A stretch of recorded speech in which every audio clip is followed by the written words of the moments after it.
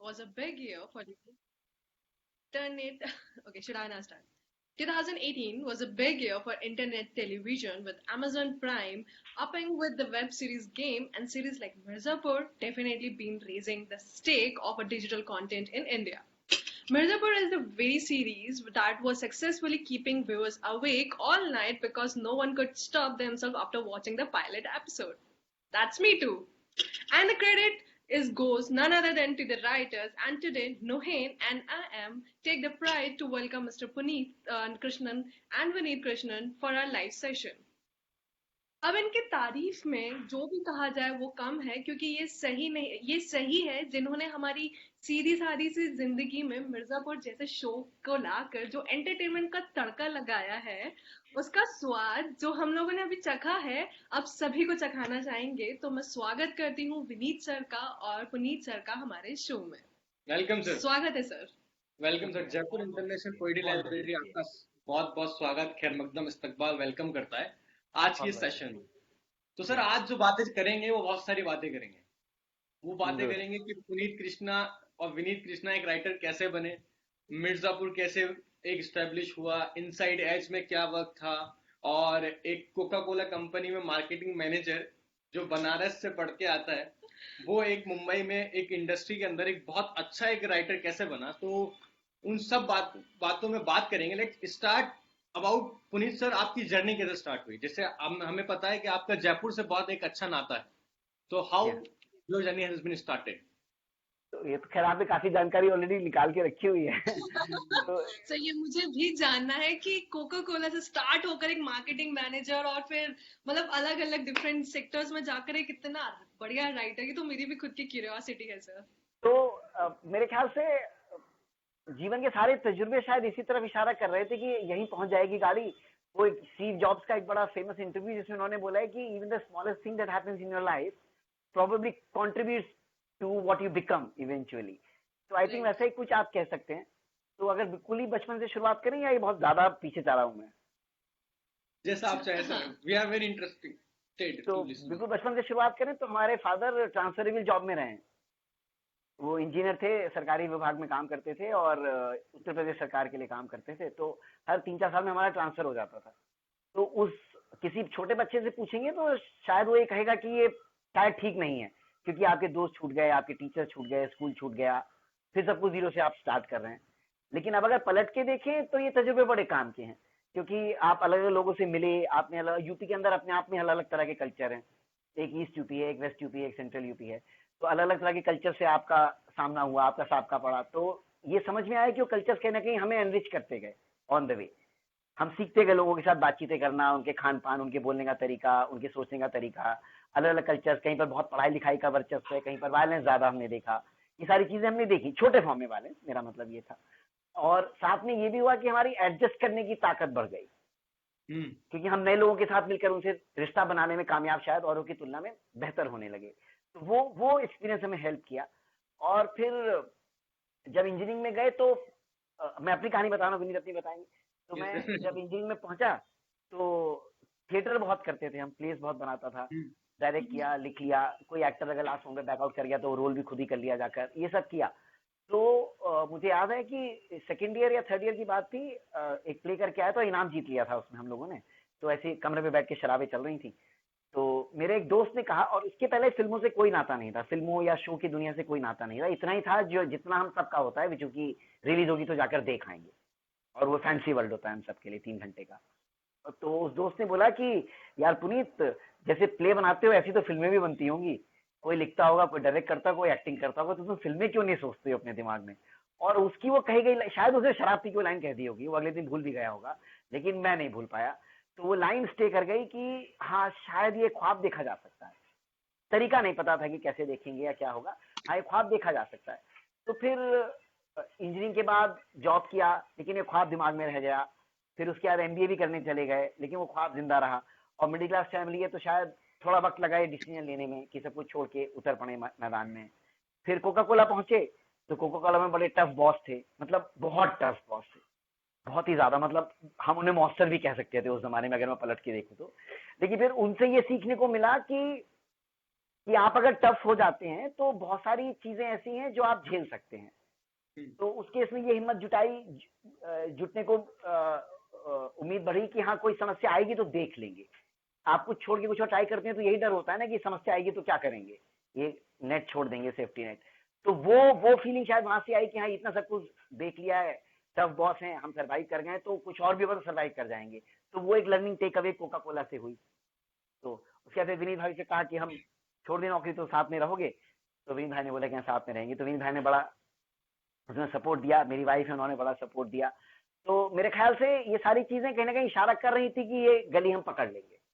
और राइटर बनने नहीं निकले थे, फिल्म मेकर बनने निकले थे, कि जो भी तरीके होते। तो मैं तो पहले असिस्टेंट रहा हूँ, राजू हिरानी साहब का असिस्टेंट था मैं पहले।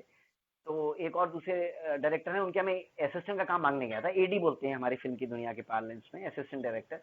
तो उन्होंने मुझसे बातचीत करके बोला कि तुम्हारी जुबान अच्छी है तो तुम हमारी फिल्म में लिख डालो यार, एडी की जगह तुम फिल्म लिख लो। तो जिस फिल्म में मैं एडी बनने गया था, जो भी 1 पेज था, उसमें मैं राइटर बन गया। तो फिर ये भी समझ में आया कि सिर्फ एडी बन के फिल्म मेकर बनने जरूरी नहीं है, आप लेखक बन के भी फिल्म मेकर बन सकते हैं। तो वहां से वो जर्नी हमारी चालू हो गई। वो फिल्म तो नहीं कभी रिलीज हुई, लेकिन हमारा ये जर्नी, हमारा सफर शुरू हो गया। और हाँ, तो मिर्जापुर की बात करेंगे। अभी तो मैंने अपनी कहानी आपको बता दी। जैसा कि सर आपने बोला कि आपके बारे में मुझे बहुत सारी चीजें पता है, हाँ, तो अब मैं मेरे सोर्स का नाम बताता हूँ, मुझे कैसे पता है। मेरे सोर्स का नाम है विनीत कृष्णन सर। अच्छा, इन्होंने बताया। ठीक है, अच्छा। हाँ, तो ये जर्नी है मेरी।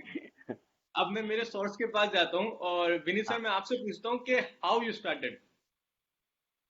लुहेन भाई, बहुत अलग सी जर्नी रही। मुझे याद है पुनीत कोका कोला में जॉब करते थे।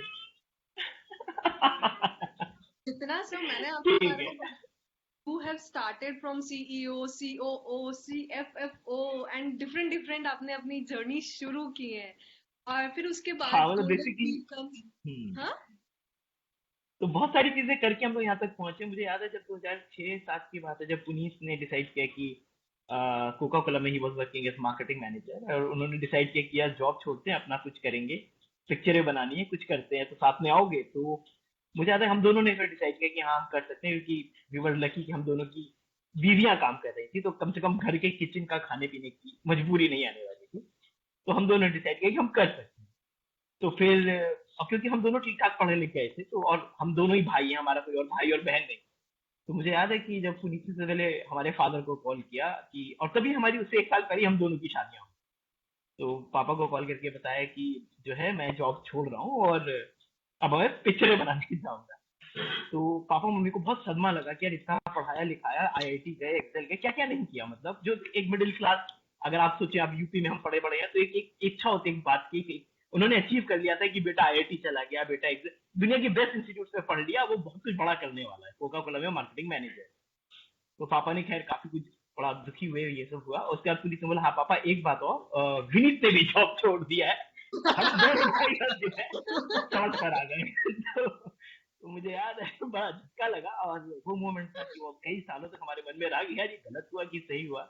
एक नई जर्नी थी, और हम लोग की जैसे हम लोग we are outsiders, we don't have any connection. और वो जमाना तो बहुत ही अलग दुनिया, हर किसी के हाथ में फोन होता है, लैपटॉप है, स्मार्टफोन है, तब कुछ भी नहीं होता था। तो रिश्ता बनाने की जो जर्नी है, क्योंकि हमें कुछ नहीं पता था, तो जो हम पढ़ते हैं कि जो बाहर से आता है, जो समुराई है, वो नेक्स्ट जो बेस्ट समुराई, वो सेकंड बेस्ट समुराई से नहीं डरता है, वो आउटसाइडर से डरता है, क्योंकि नेक्स्ट बेस्ट समुराई से तो वो बेटर है, तभी वो बेस्ट समुराई है। पर आउटसाइड समुराई अगर कोई लड़ने आएगा तो उसको नहीं पता है कि नियम कानून क्या है, तो वो किसी भी तरीके से लड़ सकता है। तो जब हम लोग गए, हमको पता ही नहीं था कि नियम कानून क्या है इस दुनिया के। तो Puneet had started the journey, I was the one who was supporting him from behind. ठीक है, जो करना है करेंगे, लड़के देखते हैं। तो हमने अपनी एक छोटी सी कंपनी खोली थी, और उस कंपनी को हम चलाते थे, और Puneet became that samurai, that outside guy who wanted to fight that battle. So this is how we started it. बहुत सारी असफलताएं रही, बहुत सारे हार्ट ब्रेक्स रहे, बहुत सारी स्टोरीज रही। जब कुछ बड़ा हो जाता है तो लोगों को पता चलता है कि हाँ बहुत कुछ हो गया, पर उससे पहले की बहुत सारी स्टोरीज होती हैं जो शायद कभी पता नहीं। टाइम श्योर अभी तो हम लोगों ने अपनी जर्नी स्टार्ट की है, बहुत सारे हमने दुख सीखे हैं, बहुत सारी परेशानियां झेली, बहुत सारे वो मोमेंट रहे जहाँ लगा कि यार छोड़ देते हैं, यार कुछ और करके देखते हैं। बट देन शायद एक बहुत बड़ा सुकून था कि हम एक दूसरे के साथ थे, तो जब भी वो हारा तो मैं खड़ा रहा, मैं जब टूटा तो वो साथ में था, तो जर्नी बड़ी शानदार है। वैसे कह सकते हैं।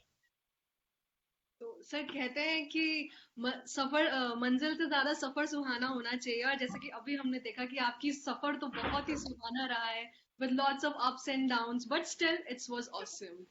तो let's coming back to the Mirzapur, I want to ask कि सर जब आपने ये पूरी जो सीरीज लिखी है, so what was the base and how you decided कि हाँ मुझे कुछ ऐसा लिखना है, ऐसा कुछ कॉन्सेप्ट होगा कि ये बैकग्राउंड होगा, ये ऐसा होगा, या वैसे what was the inspiration and efforts and challenges you faced while writing the Mirzapur? तो इसका यही था कि बहुत ज्यादा सालों से इच्छा थी ऐसी एक कहानी बनाने की। बल्कि ऑनेस्टली मैं आपको बोलूं तो जब गैंग्स ऑफ वासेपुर आई तो बड़ा दिल भी दुखा था, क्योंकि I wanted to be the first one to make something like this. जब गैंग्स ऑफ वासेपुर आ गई तो समझ आ गई, क्योंकि किसी और ने वैसा ही गैंगस्टर्स की कहानी, गाली गलौज है, but at the same time there is lot of fun also, entertainment also, kooky characters हैं। तो वो एक तकलीफ थोड़ी सी हुई कि यार ये हमसे पहले क्यों आ गए, बट फिर है ना, वो बहुत अच्छा चीज उन्होंने, अनुराग साहब ने बनाई थी। तो उसके बाद फिर जब ये वेब शोज की दुनिया का समय आया, तो उसके पहले तक ये कहानी मेरे दिमाग में ऐसा था कि हम एक फिल्म की तरह से अगर बना सकें। लेकिन फिर जब वेब शोज की दुनिया आई और एक्सेल से बात हुआ, एक्सेल एंटरटेनमेंट, उन्होंने बोला कि भाई कुछ शोज हम पिच करेंगे अमेजोन को, तो कुछ आइडिया है क्या? तो ये दिमाग में आया कि हाँ इसका शो बनाया जा सकता है क्या। There was a possibility of it being a show. और फिर ये भी समझ में आया कि इस केस में सारे कैरेक्टर्स की रंगीनियत को आप दिखा सकते हैं। फिल्म में तो फिर एक लीड कैरेक्टर होता है, एक विलेन होता है, एक हीरो का दोस्त होता है, वो सारे बंधनों से हम मुक्त हैं इस दुनिया में, वेब शोज की दुनिया में। इस केस में हर कैरेक्टर की अपनी जर्नी हो सकती है, हर कैरेक्टर का एक ट्रैक और ग्राफ हो सकता है, और अगर आप कोशिश करके मेहनत करके लिख रहे हैं तो शायद आप हर कैरेक्टर में इन्वेस्टमेंट भी पैदा कर सकते हैं ऑडियंस का देखते समय, जो शायद हम करने में सफल रहे। तो इस तरह से वो जर्नी शुरू हुई। और बिल्कुल जेनेसिस ऑफ द आइडिया आप पूछेंगे तो दो भाई थे ये, जो बाइक पे घुमा करते थे गन लेकर, और उनका टेरर होता था शहर में। बस इतनी वन लाइनर इतना ही है, बाकी सब कुछ फिक्शन है जो हमने क्रिएट किया। तो ये विनीत से बात हुई और फिर हमने बैठ कर इसको लिखा। फिर एक्सेल को पसंद आया, फिर अमेजोन को पसंद आया और ग्रीन लाइट हो गया, फिर हम आगे चल पड़े। और उसकी सक्सेस स्टोरीज तो हम अभी तक देख रहे हैं कि उसके सेकंड पार्ट के लिए वी आर ईगरली वेटिंग कि वो बहुत प्यार भरी बात भी है और स्केरी भी है, पर या हाँ I think we will have to live both. It cannot be scary, sir. Honestly, I'm waiting for the second part कि आगे क्या होगा। Thank you so much. हमने बहुत मेहनत से बनाया है और हमें पूरी उम्मीद है कि वो बहुत अच्छा लगेगा। इस बार ड्रामा का भी लेवल ऊपर हम लेकर गए हैं, कैनवस बढ़ा है हमारे शो का, तो मुझे पूरी उम्मीद है कि जिनको भी वन अच्छा लगा उनको डेफिनेटली टू अच्छा लगेगा, और नए ऑडियंस भी हमारे वन और टू दोनों देखेंगे। तो सर बहुत अच्छा। सर जैसे कि बनारस की घाट, मैंने विनीत सर से भी बात करी थी, तो बनारस की घाट से जैसे मसान निकली, वैसे समझ सकते हैं कि बनारस की घाट से मिर्जापुर निकल गया। बनारस के घाट से कहना थोड़ा सा शायद टेक्निकली रॉन्ग होगा। वैसे तो बनारस इतना स्पिरिचुअल सा जगह है कि वहाँ रहने वाला आदमी वैसे ही बहुत कहानियां लेकर ही आता है, क्योंकि स्पिरिचुअल जगह है वो, इसमें कोई शक नहीं है। मतलब अगर वहां पर गंदगी भी होगी घाट पर, तो भी आप बगल में साधु बाबा बैठा होगा, एक कुछ डिस्कशन पॉलिटिकल चल रहा होगा, कुछ चाय पी रहा होगा, है अजीब सा है वो शहर।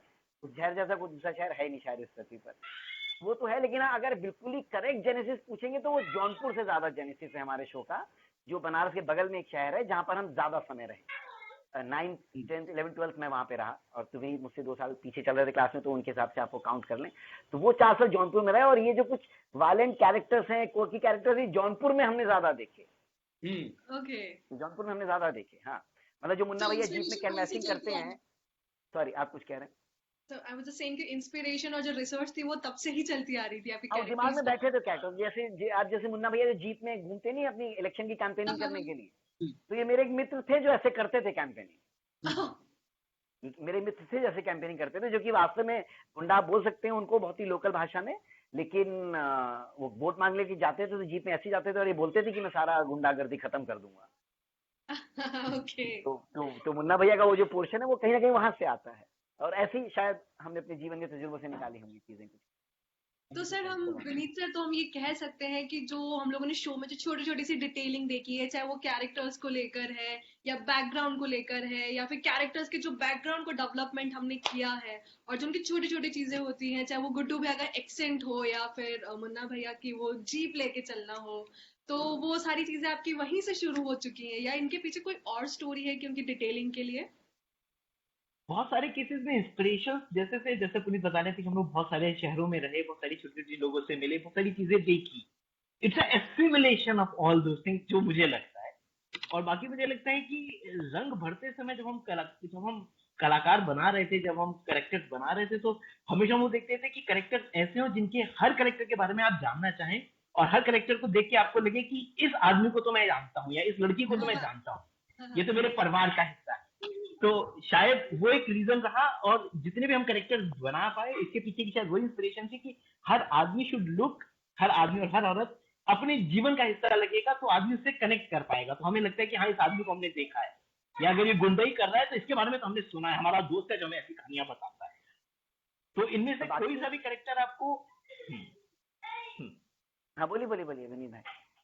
हाँ, कोई भी कैरेक्टर हमारा जो था कि इतना ज्यादा लार्जर देन लाइफ ना हो। जैसे अगर आप देखोगे कि इसमें सबसे बड़ा हम दिखा रहे हैं डॉन है, जिसकी अपनी बीवी के आगे बिल्कुल नहीं चलती। कालीन भैया हमारे त्रिपाठी साहब, उनकी अपनी बीवी के आगे नहीं चल रही, तो वो कितना भी बड़ा डॉन हो दुनिया के आगे, समाज के आगे, अपने घर में उसकी भी फट है, अपने घर में वो भी दबाया जा रहा है, कुचला जा रहा है।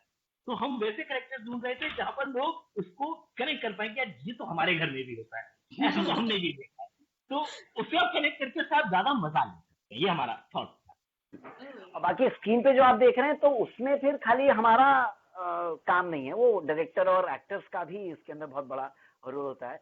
तो मुझे याद है कि अली भाई काफी तैयारी करके आए थे कि एक बॉडी बिल्डर की बॉडी लैंग्वेज कैसी होगी, वो एक हंच के साथ चलते हैं अगर आपने देखा होगा ऐसे करके, तो वो एक कैरेक्टर का वो ट्रेट है जो एक एक्टर डायरेक्टर भी मिलके बैठ के बात कर रहा है। उसमें गुरमीत जो हमारे डायरेक्टर हैं उनका बहुत बड़ा रोल रहा है, स्क्रिप्ट को भी उन्होंने काफी चीजें उसके अंदर इम्प्रूव कराई उन्होंने जब वो ऑन बोर्ड आए। तो कहीं ना कहीं हम लिख रहे हैं, लेकिन जो आप स्क्रीन पे देख रहे हैं, क्योंकि आप ये सारी बातें जो हम कर रहे हैं वो आप डॉक्यूमेंट पढ़ के नहीं कर रहे हैं, शो देख के कर रहे हैं। तो शो के अंदर दो बहुत इंपॉर्टेंट कैरेक्टर्स हैं, वो एक डायरेक्टर और एक्टर। अगर वो इस शो को ढंग से नहीं बना रहे हैं, ढंग से परफॉर्म नहीं कर रहे हैं, तो कागज पे लिखी हुई चीज का क्या मोल। तो कहीं ना कहीं ये बहुत ही कंबाइंड एफर्ट है जो आप स्क्रीन पे देख रहे हैं, वो उनके बिना नहीं हो सकता। तो बहुत हम लकी हैं कि हमारे पास वो बेहतरीन एक्टर्स थे, even for the smallest of the part. That is my next question sir, कि एक डायरेक्टर और एक एक्टर के बीच का रिलेशनशिप हमें पता है क्या होता है, लेकिन एक राइटर और एक एक्टर के बीच का रिलेशनशिप क्या होता है, कि क्या तो मतलब। अब जैसे शो की दुनिया में मैं इसमें आप मेरा क्रेडिट में देखेंगे तो क्रिएटर एक क्रेडिट है। तो क्रिएटर वो प्राणी है जो शायद पूरी दुनिया क्रिएट कर रहा है और एज अ राइटर वो लिख भी रहा है, पर एट द सेम टाइम वो बाकी की दुनिया भी क्रिएट कर रहा है। तो शायद उतना ही फर्क है। मिर्जापुर के केस में ज्यादा लीवे था एक्टर से बात करने के लिए, क्योंकि वो दुनिया थोड़ी सी बड़ी स्पेसिफिक सी दुनिया है। हम वहां से आते थे, हम वो कल्चर समझते थे, हम वो भाषा लहजा समझते थे, तो शायद उस वजह से ज्यादा लीवे था हमारे पास से बातचीतें करने के लिए। तो कॉस्ट्यूम डिपार्टमेंट, लोकेशन डिपार्टमेंट, इन सब डिपार्टमेंट्स में हमारा भी राय लिया गया है, माना गया है। तो ये सारी चीजें हुई हैं। तो मेरे ख्याल से उस पॉइंट से आप देखेंगे तो राइटर्स जो क्रिएटर का वैल्यू बढ़ गया इस दुनिया के अंदर। वेब शोज की दुनिया में भी उनका रुतबा ज्यादा बढ़ा है फिल्म की दुनिया से, बट मिर्जापुर की दुनिया में शायद इसलिए भी बढ़ गया क्योंकि हमारे डायरेक्टर गुरमीत सिक्योर थे इस चीज से कि अगर ये भी साथ में अगर बात कर रहे हैं तो कोई इनसिक्योरिटी नहीं है हमारी। तो हम सारे लोग एक ही एम के साथ चल रहे थे कि कुछ अच्छा बनाना है। तो उसके इसमें लाइन्स ब्लर हो जाती हैं। कभी रिहर्सल्स मैं कर रहा हूँ, कभी रिहर्सल वो कर रहे हैं, हम कॉस्ट्यूम के ऊपर भी साथ में बात कर रहे हैं। कभी मुझे लगा कि मैं गलत हूँ तो उन्होंने ठीक कर दिया, कभी उनको लगा कि, कभी मुझे लगा कि वो किसी गलत दिशा में जा रहे हैं तो हमने अपनी बात कह ली। तो बेसिकली अगर इसमें ईगोज नहीं है तो ये सारी पार्टीज मिलकर एक शो को बेहतर बना सकते, इसमें कोई शक नहीं। Let's talk about credits.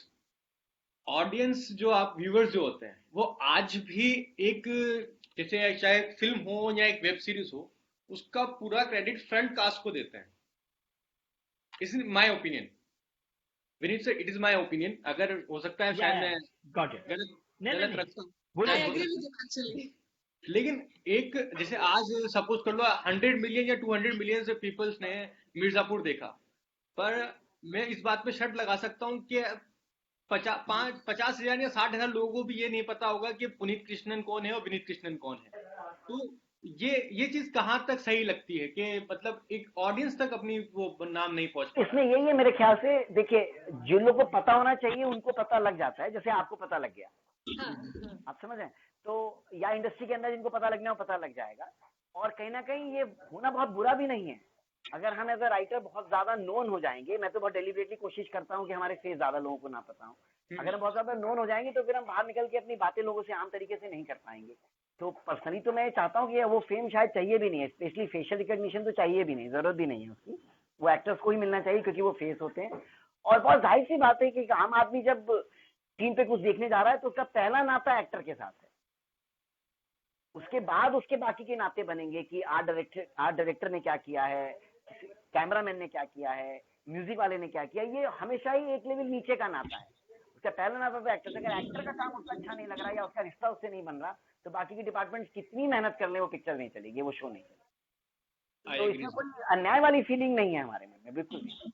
Vineet sir, हाँ मतलब या दूसरा कि हम लोग यहाँ पर हीरो बनने नहीं आए थे, तो इट्स ओके, निकलने देता है। तो जो हमारी सोच थी कि हमारी जो कहानियां हैं, हमारे पास स्टोरीज हैं जो लोगों को जाननी होंगी, जो लोगों को सुनाना चाहते हैं। तो जैसे जैसे अगर आप देखोगे तो आपको पता है सलीम जावेद कौन है। सलीम जावेद के केस में आपको पता चल गया, राइट। धीरे धीरे जो इंडस्ट्री बदल रही है, ओटीटी प्लेटफॉर्म्स आ रहे हैं, अब लोग धीरे धीरे जो जो जिन लोगों के बारे में नहीं जानते थे या नहीं पता होता था, नहीं पता चलता था, उनके बारे में बहुत ज्यादा एक्सेस, इंटरेस्ट और कीननेस बढ़ गया है। तो बहुत सारे लोग अब हमसे बात करते हैं हमारे बारे में जानना, तो वो होगा, वो हमेशा वैसे ही होगा। अब सिचुएशन बेटर हो रही है और ओटीटी प्लेटफॉर्म में एक शो क्रिएटर के लिए बहुत कुछ है करने के लिए, जानने के लिए, तो लोग उनके बारे में जानने लगे हैं, जो कि नेचुरल प्रोग्रेशन है करने, तो वैसे ही होगा, राइट। सो तो sir I would just say कि आपने जो अभी बोला कि हम लोगों को फेस रिकॉग्नाइजेशन नहीं चाहिए, सिर्फ हमें हमारे काम को रिकॉग्नाइजेशन चाहिए, कि लोगों को हमारा काम पसंद आ रहा है, हमने जो लिखा है वो पसंद आ रहा है। आई रियली लाइक टू से कि I am inspired with this thing of yourselves, हाँ बिकॉज उतना कहीं बहुत ना है। कहीं, हाँ, because I also right, he also right, but कहीं ना कहीं मेरे और इसके मन में भी रहता है कि यार लोगों को पता होना चाहिए कि ये हमने लिखा है। बट हाँ, सीरियसली आपको बल्कि मैं बहुत, इसको एक बड़ा प्यारा आपको किस्सा सुनाता हूँ। एक जी हाँ सर, जी, हाँ जी, मैं उनका नाम नहीं लूंगा, बड़े प्राइवेट इंसान है वो, और वो मेरे मित्र भी नहीं है। तो हाँ, एक बड़े बीच में एक ऐसा समय आया जिसमें मैंने बोला कि यार हमने शो बनाया है और ये पर्टिकुलर इंसान मुझे रिस्पेक्ट नहीं दे रहा, या प्यार नहीं दे रहा, या इज्जत नहीं दे रहा। एक पर्टिकुलर इंसान की मैं बात कर रहा हूँ, तो मैं किसी और से ऐसे ही कह बैठा, वो भी अनजान थे मेरे लिए। तो इस दूसरे शख्स ने मेरी बात बड़ी धैर्य से सुनी। ये विनीत शायद चले गए ना कुछ। हाँ, हाँ, नहीं मैं हूँ आगे ओके आगे, सर, जब मतलब तो नो नेटवर्क ये दूसरे शख्स ने मेरी बात बड़े ध्यान से सुनी और फिर उन्होंने मुझसे बड़े प्यार से पूछा कि पुनीत एक चीज बताओ, कि जब तुम ये मिर्जापुर बना रहे थे अपने भाई के साथ या लिख रहे थे, तो तुम्हारा गोल क्या था? तो मैंने बोला कि सर हमारा गोल यही था कि लोगों को अच्छा लगे। तो राइट, बोले कि तुम्हारा गोल तो ये कभी नहीं था ना कि ये एक्स इंसान तुम्हें स्पेशल इज्जत दे। मैं बोला कि हाँ, ये गोल तो कभी नहीं था। तो बोले तो फिर अब ये गोल क्यों बन गया तुम्हारा? तो वाह, उसका पॉइंट एकदम करेक्ट था कि हमारा गोल तो बस इतना ही था ना कि लोग हमें प्यार दें और हमारे काम को सराहें। वो तो हमें मिल रहा है ना, तो हम उस चीज के पीछे क्यों परेशान हो कि एक एक्स्ट्रा आदमी हमको स्पेशल रिस्पेक्ट नहीं दे रहा। अरे हटाओ, आपके काम को और रिस्पेक्ट मिलती जाएगी, आप काम करते चलिए। तो मेरे ख्याल से ये हमें सीखना पड़ा और हम सीख भी रहे हैं कि नथिंग एल्स मैटर्स, अगर आपके काम को लोग पसंद कर रहे हैं। एज अ राइटर और कोई रिवॉर्ड है भी नहीं और चाहिए भी नहीं। Right sir. और आई वुड से कि ये जो आपने बहुत बड़ी बात बोली है, जिन्होंने भी आपको ये बात समझाई है, I keep this thing in my mind for rest of my life sir. वो प्राइवेट इंसान है, फिल्म के डायरेक्टर, एक बड़ी अच्छी फिल्म उन्होंने डायरेक्ट की है, लेकिन वो बहुत प्राइवेट आदमी है, इसलिए उनका नाम नहीं ले रहा हूँ। नहीं नहीं, डेफिनेटली सर, बट इनकी जो उन्होंने आपको बताई और जो आपने हमें बताई, ये बहुत बड़ी बात है।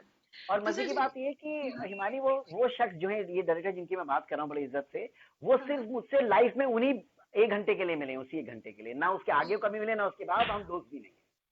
लेकिन वो उस 1 घंटे में ऐसी कुछ बात कहकर चले गए जो मुझे मदद कर गई। Right sir. तो सर मेरा जो नेक्स्ट क्वेश्चन है वो आप दोनों से है कि पूरे सीरीज में आप दोनों का फेवरेट कैरेक्टर कौन सा रहा था, कि हाँ उस कैरेक्टर को आपको बनाने में बहुत ज्यादा मुश्किल भी आई, पर वो आपका फेवरेट कैरेक्टर भी है। तो विनीत सर आपका कौन सा रहा, पुनीत सर हाँ, आपका पहले कौन सा विनीत रहा? बताएं तो हाँ, फिर मैं अपनी। मुझे पर्सनली मुन्ना भैया बहुत ज्यादा पसंद है, मुझे भी। लिखते समय में भी और देखने में भी। एक तो उन्होंने शानदार, दिव्येंदु भाई ने बहुत शानदार तरीके से उस बहुत कैरेक्टर हाँ, को जिया है। तो राइट, अब हमें जब हम नाम लेते हैं मुन्ना, तो हमें दिव्येंदु नजर आने लगता है, हाँ, जो कि बहुत आसान काम नहीं है। और दूसरे, वो एक ऐसा प्राणी है जो आधे से ज्यादा हिंदुस्तानी जो नवयुवक है उसको रिप्रेजेंट करता है, कि उसको लगता है कि वो अपने बाप के आगे इज्जत नहीं कमा पा रहा है, तो वो सारे प्रयास कर रहा है अपने बाप के आगे नाम कमाने के, और जो वो करता है वो हमेशा उल्टा हो जाता है। तो the more he स्लाइज the more he falls back, और उसमें और जूते खा रहा है। तो उसकी लड़ाई, और वो अपने मन में वो हीरो है, लेकिन वो पूरे समाज के लिए, जिससे हमने बनाया है, ज्यादातर लोग ग्रे हैं अगर आप ध्यान से देखेंगे, अगर सोचेंगे तो, पर वो थोड़ा ज्यादा ग्रे है। पर वो अपने मन में ग्रे नहीं है, वो अपने मन में एक लड़की से बहुत सच्चा प्यार करता है, वो अपने दोस्तों की इज्जत करता है, वो अपने बाप के आगे अपना नाम बड़ा करना चाहता है, जो कि एक नॉर्मल नवयुवक की, भारत में पैदा होने वाली नवयुवक की, ये 3 इच्छाएं हैं। मैं अपने दोस्तों से अच्छा रिश्ता बनाऊं, मेरी अगर मैं प्यार करूं तो वो ऐसा नहीं है कि मल्टी वुमेन वाला है कि 10 लड़कियों को फंसा के घूम रहा है, या अपने माँ बाप के सामने इज्जत कमाऊं। और फिर भी जो कुछ वो कर रहा है वो उल्टा होता है। वो लिखते समय, डायरेक्ट करते समय मेरे ख्याल है गुरु भाई को बहुत मजा आया होगा, पुनीत भाई को भी मेरे ख्याल है उस कैरेक्टर से बहुत ज्यादा प्यार है जो वो लिखते थे। कैरेक्टर मेरे से मिलता जुलता है। और मैं उम्मीद कर रहा हूँ कि आप गन उठा के रिएक्ट नहीं करते, मैं ये सर ये शब्दों से रिएक्ट करते हैं सर, ये ऐसी ऐसी बातें बोल जाते हैं ना कि सामने वाले अपने आप हो जाते हैं। पुनीत सर आपका कैरेक्टर फेवरेट? तो देखिए एक्चुअली ये थोड़ा ट्रिकी आंसर है, मुन्ना फेवरेट है, बट मैं क्योंकि मुन्ना की बात तो विनीत ने कर दी, पर एक और कैरेक्टर है जो मुझे बड़े ही पसंद थे, वो थे कंपाउंडर। क्योंकि बाकी सारे कैरेक्टर्स तो वैसे ही बहुत पावरफुल हैं, आर्क उनके बहुत बड़े हैं, उनका स्क्रीन टाइम बहुत ज्यादा है, पर कंपाउंडर एक ऐसा कैरेक्टर है इसको आप भूलते नहीं, और कंपाउंडर एक ऐसा कैरेक्टर है जो despite being overtly violent you still are on his side, you are on his side, because वो अनवेवरिंग अनक्वेश्चन लॉयल्टी के साथ ऑपरेट करता है। वैसा दोस्त मिलना बड़ा मुश्किल है, वो अल्टीमेट प्राइस भी पे करना हो तो चूकता नहीं। अगर आप देखेंगे तो उसकी बाकी की जिंदगी हमने डेलिबरेटली कुछ नहीं दिखाई है, ना उसको कोई गर्लफ्रेंड हमने दिखाई है, ना उसको कोई भाई बहन हमने दिखाया, उसको कोई इन्वेस्टमेंट है ही नहीं लाइफ में इमोशनल।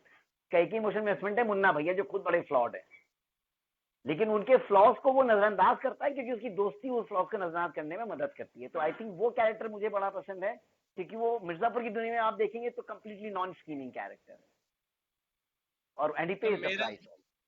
मेरा कैरेक्टर जानना चाहेंगे सर आप, मेरा कौन सा फेवरेट है? बताइए बताइए। भैया जरीना बेगम। तो जरीना बेगम का मैं आपको बताता हूँ बढ़िया सा किस्सा। तो क्या था कि पहले ये जो 2-3 अलग अलग सीन्स आपने देखे, तो जरीना वो ये जो नाच रही हैं, राइट, होली पार्टी में वो नाचती हैं, फिर वो मुन्ना भैया के साथ एक उनका सेक्स सीन है जिसमें काउंटिंग करते हैं, और ऐसी एक आध जगह पे वो और है जिसमें ये जेपी यादव के साथ कहती है कि भाई हम आपके लिए प्राइवेट में नाचेंगे और ये सब है। तो ओरिजिनल स्क्रिप्ट में ये 3 सीन में 3 अलग लड़कियां थी।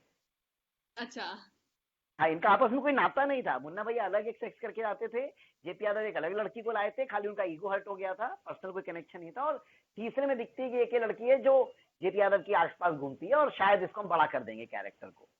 तो गुरु ने सजेशन दिया कि पुनीत यार ये तीनों इंडिविजुअल रोल्स ना ट्रिकी हैं, एक में सिर्फ सेक्स है, एक में सिर्फ डांस है, एक में डायलॉग्स हैं। So rather than having 3 girls, if you hire a good actress who can dance well, and if you make all 3 same, then we can propose it to a good actor कि भाई आपके लिए ये तीनों scenes हम आपके लिए लिख रहे हैं, आप इसको परफॉर्म करें और एज एन एक्टर परफॉर्म करें। फिर हम एक डांसर हायर नहीं कर रहे हैं, हम एक one scene character actor hire नहीं कर रहे हैं, हम एक प्रॉपर एक्टर हायर कर रहे हैं जो तीनों सीन्स में रहेगा, और उसका कैरेक्टर भी आगे चल के बड़ा हो जाएगा, जो हो भी जाता है। तो मुझे लगता है कि शायद वो जो चेंज गुरु ने सजेस्ट किया कि ये एक ही कैरेक्टर तीनों बना दो, तो हमने रिकॉर्डिंग उसके अंदर छोटे छोटे चेंजेस किए। तो then the third scene looks like कि वो होली वाली पार्टी से निकल के आ रहा है, राइट, वो थोड़ा कनेक्टिंग भी हो गया था हम लोगों तो कनेक्टिंग लगने लगता है। हाँ, तो इसका श्रेय उनको जाता है कि वो इसलिए वो कैरेक्टर बढ़ाया था। आप सोचिए कि 3 अलग अलग होती तो आपको तीनों ध्यान नहीं होती, मुझे ले जाती। Sir I just want to ask आपका फेवरेट, एक सवाल मैं पूछना है हिमानी, आपका फेवरेट कैरेक्टर कौन सा है? तो मेरा फेवरेट तो मुन्ना भाई और गुड्डू भैया दोनों अच्छा, का क्यों? Character is just bang on. कि अगर आप गुड्डू भैया को देख रहे हैं तो उनकी इनोसेंस भी है बहुत ज्यादा वाली, और उसके बाद उनमें एक दबंगनेस भी है कि हाँ ठीक है, जब तक वो सॉफ्ट चल रहे हैं वो सॉफ्ट चल रहे हैं, जब तक वो इनोसेंट है ही इज इनोसेंट, बट जब उनमें को अपना वो दिखाना होता है कि हाँ I can rule this world, तो वो भी करते हैं, और वो बहुत बहुत ही अच्छे तरीके से वो करते हैं। सो आई वुड से कि मुझे दोनों का जो कैरेक्टर था वो बहुत अच्छा लगा। और साथ ही साथ श्वेता त्रिपाठी का जो गोलू का कैरेक्टर था, मतलब ना किसी से डरना ना कुछ, she was like, Shweta Tripathi was always my favourite, but in this I had a level to her. Season 2 में तो और वो मतलब बड़ा उनका कैरेक्टर आर्क है। अभी आपने टीजर भी देखा होगा, अभी ट्रेलर आएगा तो आपको पता चलेगा। हाँ, आपको मजा आने वाला है। ये जो टीजर ट्रेलर है उसमें ही बड़ा दमदार, मतलब जो हमारे गुड्डू भैया वॉक करके आ रहे हैं, ओहो हो, हाँ, थोड़ा माहौल है। हाँ, करेक्ट। राइट। तो sir I just want to ask कि जब आपको पता लगा कि गुड्डू भैया और मुन्ना भाई के लिए अली अफजल को और दिव्यांदु शर्मा जी को लिया गया है, तो दोनों का थोड़ा जॉली सा नेचर रहा है। जैसे दिव्यांदु शर्मा ने प्ले किया कि लिक्विड का, प्यार का पंचनामा में ही played the role of Liquid, और उनके अगर बाकी कैरेक्टर्स देखे जाए तो वो बहुत जॉली चॉकलेटी बॉय टाइप के हैं, राइट। और अली अफजल के अगर देखे जाए तो he is also having same kind of characters, he has also played. तो आपको थोड़ा मतलब हुआ था कि हाँ he they both are going to play the role of these two legendary of this series, So will they be able to play that? आपको कुछ डर लगा था, कुछ ऐसा सा तो लगा? ऐसा नहीं था कि किसी और ने हायर करके उन्हें हमें दे दिया था, वैसा नहीं हुआ था, हमने ही हायर किया था, मतलब हाँ, हमने ही मिलके उनको हायर किया था। Sorry sir, sorry we interrupted you in between. She's so cute sir. क्या हाल है गिन्नी? She's my elder daughter. तो सुनाई नहीं देगा, मैंने कान में लगाया हुआ। Oh. हेलो कर लो। Yes sir. हाय। Yeah. तो उन्होंने ऐसा नहीं था कि उन्होंने हमें हायर करके दिया था, हम Quality हायरिंग का करेंगे। प्रोसेस रहे हैं, इसमें बहुत सारे एक्टर्स के बारे में डिस्कशन हुआ and then it was hired. तो यही डिस्कशन हुआ कि can we present them in a different way, can these actors can be presented in different way. और ये कहीं ना कहीं उन एक्टर्स का भी ये काबिलियत है कि वो ये समझ पाए कि अगर ये डिफरेंट तरह का रोल वो करेंगे तो शायद इसमें उनके लिए भी मजेदार बात है, उनके लिए भी फन है टू प्ले, उनके लिए भी कुछ नया एक्सप्लोर वो कर पाएंगे। और फिर जो उनको स्क्रीन पर उन्होंने किया वो हम सबके लिए भी बहुत प्लेजेंट सरप्राइजेस थे। Right. क्योंकि आप बिल्कुल सही बोल रहे हैं कि मुन्ना भैया अली भाई को हम कभी ऐसे, देवेंद्र भाई अली भाई को हम कभी ऐसे नहीं देख सकते थे अनलेस अनटिल हमने उनको स्क्रीन पे ऐसे देखा। जब मैंने उन्हें देखा था, मतलब यार इनको तो मैंने सिर्फ एक चॉकलेटी गुची मुची बॉय इमेज थी मेरे दिमाग में, अली सर के लिए भी और देवेंद्र सर के लिए भी। और ऐसा एक्चुअली बहुत सारे एक्टर्स ने कहा कि उन्होंने इस तरह का रोल एक अगर पंकज सर को छोड़ दे जिन्होंने पहले भी डॉन्स के रोल प्ले किए हैं, बाकी सारे एक्टर्स ने इस तरह के रोल प्ले नहीं किए, तो शायद उनके लिए भी लीप ऑफ फेथ ही था। तो अच्छाई ये थी कि उनको कुछ अच्छा करने को मिल रहा था, लेकिन इसमें काबिले तारीफ बात ये भी है कि वो ये देख पा रहे थे कि ये लीप ऑफ फेथ वो लेंगे। बहुत सारे एक्टर्स नहीं भी ले पाते लीप ऑफ फेथ, तो वो वाला बात है। आप रसिका का अगर रोल देखिए जो उन्होंने रोल प्ले किया है बीना त्रिपाठी का, रसिका दुग्गल जी का, तो उन्होंने ऐसा रोल पहले प्ले नहीं किया था शायद, तो ये उनके लिए भी लीप ऑफ फेथ है कि इसमें एक सेक्सुअल अंडरटोन भी होगा, it's not a simple easy, psychologically it be going to be a dark role. तो ये कहीं ना कहीं उनको भी श्रेय जाता है कि उन्होंने इसको समझा और उसके लिए हाँ किया। बल्कि मुझे याद है रसिका जी ने तो ऑडिशन में भी साड़ी वाड़ी पहन के ऑडिशन किया था, लाल साड़ी पहन के। हमारी बात हुई कास्टिंग डायरेक्टर से कि ये ऑडिशन ऐसा किया जाए कि कुछ मजा आवे, तो उन्होंने साड़ी वाड़ी पहन के ही ऑडिशन किया। तो जैसा आप उनको देखती हैं मुन्ना भैया वाले सीन में जिसमें मुन्ना भैया को इत्र वित्र करवाती हैं ऐसे अपने हाथ पे गुलाब का, तो वो उन्होंने ऑडिशन भी वैसे ही कॉस्ट्यूम में पहन के किया अपने घर से लाकर। And then there was no way that we could say no और anyone could say. Right sir, right. For example हाँ विनीत सर, विनीत सर आप म्यूट है वीडियो ऑडियो म्यूट है विनीत। हाँ अभी आ रहा है आवाज? क्या हाँ, सर? बोलो भाई। सर जैसे 4 साल सीजन 1 और 2 साल सीजन 2, तो 6 साल एक तरीके से इसकी राइटिंग, तो 6 साल में 6 नहीं ना ज्यादा 6 साल नहीं, ज्यादा हो गए राइटिंग वाइज। 2 साल फिर 1.5-2 साल बनाने में। ओके। तो पहले वाले की 1.5 साल के करीब राइटिंग, दूसरे वाले की 1 साल के करीब। ओके, तो ये हाँ बाकी का वक्त बनाने में जा रहा है। 2-2.5 साल राइटिंग में। तो कभी मतलब कुछ ऐसा, मतलब ऐसा कुछ फेज आया कि जिसमें ऐसा लगा हो कि यार थोड़ा सा ये कुछ गलत चीज ले ली, या फिर थोड़ा सा मतलब डिमोटिवेट टाइप कुछ? अरे कुछ क्यों, मतलब 2 साल में 1.5 साल में और पुनीत बहुत बार लड़े हैं, बहुत झगड़े हैं, बहुत सारी चीजें एक दूसरे को कही हैं, बहुत सारे कैरेक्टर्स हमने बनाए जो कि आप पर्दे पर नहीं देख पाए। मेरे और पुनीत की बहुत लड़ाइयाँ हुई हैं, और मतलब पुनीत इसमें एल्डर ब्रदर, पर मेरी भैया से बहुत लड़ाइयाँ हुई हैं। बहुत बार मन मुटा हुआ कि क्या चल रहा है, मुझे ये नहीं पसंद है, तुझे क्यों पसंद है। कालीन भैया जिसको लेके हमने खड़ा किया वो क्या काम करेंगे। बाद में पुनीत शायद आपको स्टोरी सुनाएंगे हम। एक जमाना आएगा कि हमारे कास्टिंग डायरेक्टर ने बोला कि इसको कालीन को धंधे को हटा के हम संदूक वाला धंधा भी शुरू करवा सकते हैं। तो बहुत सारी चीजें, मतलब ये जर्नी इतनी शानदार थी। अब एक्चुअली होने के बाद हम हंस सकते हैं, मुस्कुरा सकते हैं और आपसे शेयर कर पा रहे हैं, पर बहुत सारा ऐसा लगा कि यार ये हो नहीं पाएगा, ये हम नहीं कर सकते, ये नहीं होने वाला है। बहुत सारी रुकावटें आई, बहुत सारे हार्ट बर्न्स हुए, हार्ट ब्रेक हुए कि ये गलत जा रहा है, ये नहीं हो सकता। बट अभी वो बन गया है, अब वो एक खूबसूरत चीज है जिसका हम सब इंतजार कर रहे हैं, सेकंड सीजन। तो बहुत अच्छा लगा। तो पुनीत से मैं बोलूंगा कि वो संदूक वाली स्टोरी बात सुना दो प्लीज। Sir please. संदूक में क्या था कि वो कालीन की जो ये फैक्ट्री है, भदोही करके एक एरिया है यूपी, ईस्ट यूपी में, जो मिर्जापुर की है, अपना बनारस जौनपुर के पास में भदोही, मिर्जापुर, यहाँ पे कालीन बहुत बनते हैं। और ये मतलब बिगेस्ट एक्सपोर्टर है इन द वर्ल्ड, होते थे जब हम वहां रहा करते थे, तो हमारे दिमाग में वही इमेज थी। तो हमने कैरेक्टर तो लिख दिया इतना बड़ा कालीन भैया वाला, जिनकी बहुत बड़ी कालीन की फैक्ट्री है, लेकिन जब हम लोकेशन हंट करने गए तो कोई कालीन की फैक्ट्री में मिली नहीं, क्योंकि वो इंडस्ट्री खत्म हो रही है वहां पर अनफॉर्चुनेटली। गवर्नमेंट पॉलिसी बोल रहे हैं या लोगों का इंटरेस्ट कम हो गया या प्रॉफिट मार्जिन नहीं है, मैं कारण नहीं कह सकता हूँ क्या है, लेकिन वो इंडस्ट्री काफी हद तक ठप हो गई। तो जो उसने हमें एक पहली फैक्ट्री दिखाई वो लिटरली एक छोटे से आप समझिए दालान में चलती थी। तो हमने कहा कि दालान में तो यार कालीन भैया का व्यापार नहीं चलना चाहिए, कुछ तो बड़ा होवे। तो अब फैक्ट्री नहीं मिल रही है, तो किसी एक ने सजेस्ट किया कि यार कालीन में वो जगजी तो छुपा के व्यापार करता है और क्या करता है कालीन से, तो ऐसा करो कि एक सूटकेस की फैक्ट्री डाल देते हैं, संदूक बंदूक में ड्रग छुपा के बेच देगा। तो सिर्फ इस बात पे हमारी लड़ाई हुई। हमने बोला कि नहीं यार, फिर उसको संदूक भैया नहीं बुला सकते ना, कालीन भैया में पावर है, you can't call it on संदूक भैया और अटैची भैया, दैट विल लुक बिजार। तो इसलिए हम राइट। ढूंढेंगे, अब ये प्रेशर मत डालिए। तो ऐसे करके फिर ढूंढे, तो हमारे प्रोड्यूसर है अब्बास खान साहब, उनके साथ हम जब लोकेशन ढूंढने गए तो उन्होंने कुछ ये जुगाड़ उगाड़ निकाल कर और फैक्ट्रीज के दरवाजे खुलवाए। तो ये एक फैक्ट्री हमें मिली जो मिर्जापुर और बनारस के बीच में है लोकेटेड, रियल फैक्ट्री है और बहुत बड़ी फैक्ट्री है इनकी। ये दो भाई और दो भाई मिलकर चलाते हैं, तो बहुत बड़ी फैक्ट्री है और कालीन की फैक्ट्री, और हमें वहाँ सब कुछ मिल गया जिनका। बल्कि उनका घर, बल्कि आप वो शॉट देखेंगे जब कालीन भैया की गाड़ी पहली बार फैक्ट्री में एंटर कर रही है, वो जो टॉप शॉट है, जिसके बाद वो पहली बार जब पंकज त्रिपाठी को आप देखते हो, पंकज सर को, तो उस केस में अगर मैं आपको बताऊं तो राइट साइड जब गाड़ियां मुड़ती हैं तो वो कालीन फैक्ट्री है, लेफ्ट साइड पे उनका बंगला है मालिकों का, जो फैक्ट्री के मालिक हैं।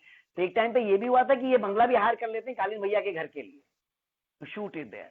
बट देन वी फिगर्ड कि शायद शूटिंग और बेटर हम ढूंढ सकते हैं हमारे जो स्क्रिप्ट के साथ काम करें, तो हमने ढूंढे। लेकिन कालीन की फैक्ट्री जब हमें मिल गई है तो हम लोग को बहुत खुशी मिली कि हमारे कालीन भैया का कैरेक्टर भैया बनाने से बच गए, संदूक भैया नहीं बनेगा, सरवाइव करेगा उसका।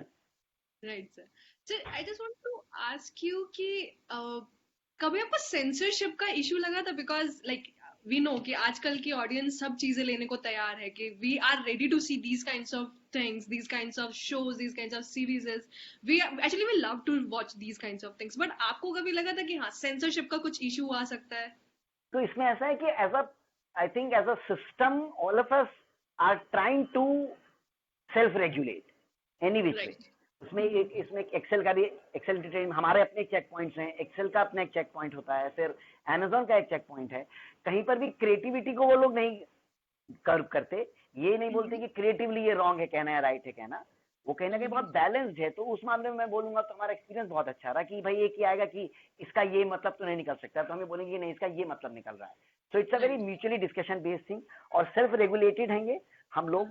तो अगर गालियां हैं तो इसलिए कि वो मिर्जापुर की दुनिया है। अगर हम किसी और दुनिया की कहानी बताएंगे तो वहां जबरदस्ती गालियां नहीं डालेंगे। हम ये उम्मीद करते हैं कि मिर्जापुर की दुनिया में जब भी गाली लगी होगी तो आपको लगा होगा कि नेचुरली आ रही है जुबान पर, सेंटेंस के बीच में। ऐसा कहीं पर भी नहीं लगा होगा कि हमने सिर्फ गाली का सेंसेशन डालने के लिए गाली डाली है।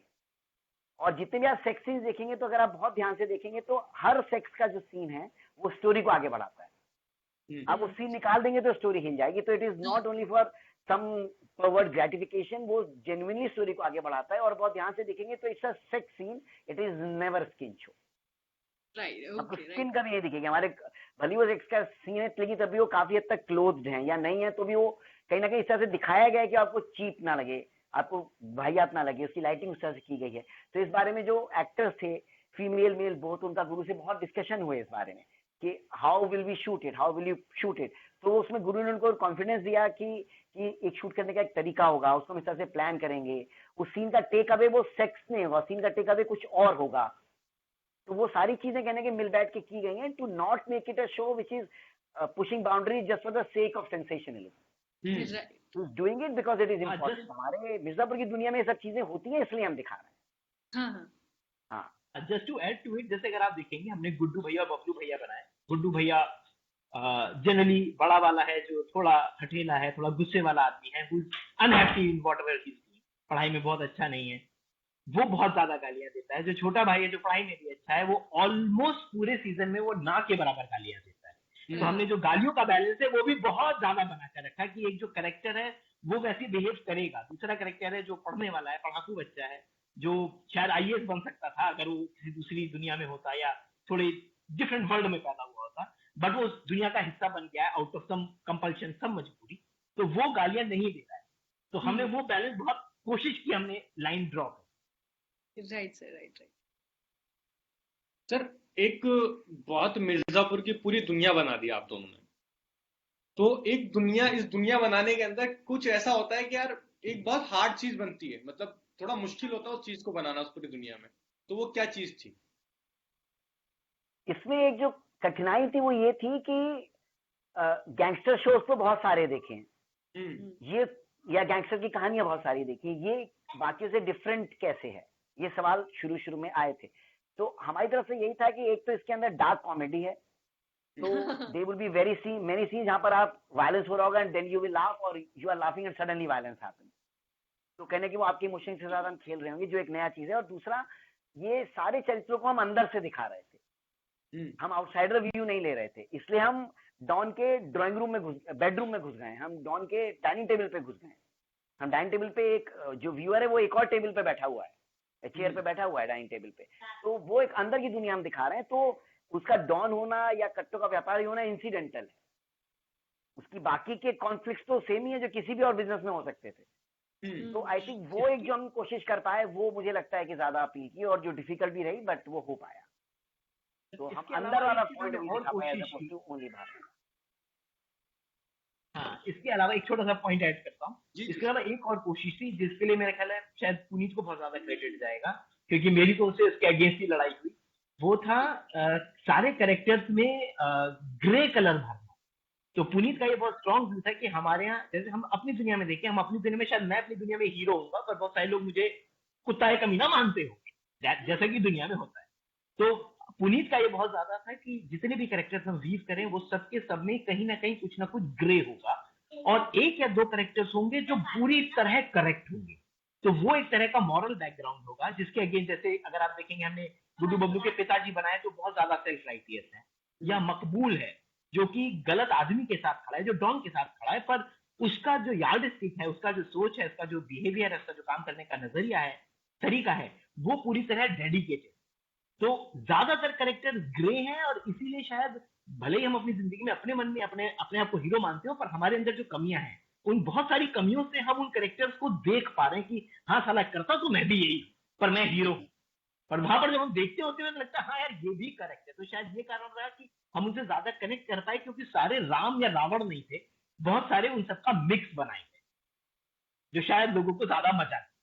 नहीं सर, बहुत बहुत ज्यादा मजा आया सर। मैं ऐसा नहीं कि सर आप दोनों मेरे सामने बैठे हैं तो मैं इसलिए तारीफ कर रहा हूँ, मैं मिर्जापुर की जब से आया तब से तारीफ कर रहा हूँ, और कभी जयपुर आओ तो मैं आपको मैं सबूत दूंगा, मैं लोगों से बताऊंगा, मैं लोगों को मिलवाऊंगा आपसे कि भाई मैं कितना बड़ा फैन हूँ मिर्जापुर का।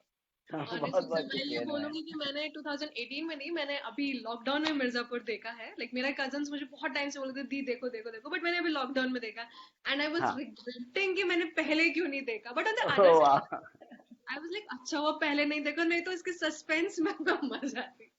पॉइंट पे लाके उसको खत्म किया गया कि हाँ viewers was engaged into it, कि हाँ आप उसको छोड़ नहीं सकते। You would keep on thinking कि अब क्या होगा, गुड्डू भैया का बैकअप कैसे आएगा, गुड्डू भैया कैसे मुन्ना भैया की बैंड बजाने वाले। Like I am completely waiting for. सब चीज अभी पूछ ले तू, मेरा तो क्वेश्चन कुछ स्नीक पीक। हाँ मतलब उसके जवाब हम नहीं दे सकते, उसके लिए आपको टू देखना कि कहानी में क्या हो रहा है, पर हाँ आपको पेबैक मिल जाएगा ग्रो कर रहा है कैरेक्टर कहानी के साथ। हाँ आपको बहुत ज्यादा बड़ा पेबैक मिलेगा, आपको बहुत ज्यादा मजा आने वाला, ऐसा हमें लगता है, ऐसा हमारा मान। नहीं सर कुछ बहुत शानदार कैरेक्टर्स लिखे हैं। अच्छा सर, कुछ जनता के सवाल हैं, तो ये जनता के सवाल मेरे इंस्टाग्राम से आए हैं। मैंने कल स्टोरी डाली थी कि मैं इंटरव्यू करने वाला हूँ मिर्जापुर के राइटर्स को, तो कुछ सवाल आए। तो पहला सवाल आप दोनों से है, कुछ मैंने ऐसे सवाल पूछे जो कॉमन है आप दोनों के लिए। हाँ। ठीक है। तो पहला सवाल, लव मैरिज और अरेंज मैरिज? पुनीत सर आप बताएं। यार मेरी तो अरेंज है और बड़ा खुश हूँ पर इनकी लव है, ये भी खुशी लगते हैं, तो मेरे ख्याल से दोनों ही चलेंगी। हाँ बहुत सारी अरेंज भी मिल जाती है, बहुत सारी लव भी टूट जाती है, वाइस वर्सा, तो उसका कोई रूल नहीं मुझे लगता है। सर मैम तो आसपास नहीं है ना? ना दूर है पर ठीक है, फिर हम आपकी बात को मान रहे हैं। चल लगे आज फिर एक सवाल और बता दीजिए कि पहला अफेयर कब स्टार्ट हुआ था, कॉलेज में, स्कूल में? यार ये बहुत पुरानी बात है यार, पसंद आई थी कोई, लेकिन फिर वो बात आगे नहीं बढ़ी, फिर जीवन में आगे बढ़ गए, बस इतना ही, और क्या बोलूं। अच्छा मेरी कहानी थोड़ी अलग है। मेरा जो जन्मदिन है वो 11 तारीख को है, और स्मिता ने, मतलब मेरी वाइफ है, उनका नाम स्मिता है, उन्होंने कैलकुलेट किया कि मतलब कभी कभी दारू पी के कुछ बता गया हूँ, वैसे तो ऑब्वियसली मैं टाइप का हूँ ही नहीं, तो मैंने उनको बता दिया अपनी कुछ पुरानी लव स्टोरीज। तो उन्होंने कैलकुलेट किया कि मैं 11वीं महिला हूँ आपकी लाइफ में, जैसा उन्होंने कैलकुलेट किया। तो बड़ी खुश है कि अच्छा हुआ तुम्हारी जन्मदिन जो है 30 तारीख को नहीं हुआ, वरना तो पता चलता तुम्हारे पीछे लड़कियों की लाइन।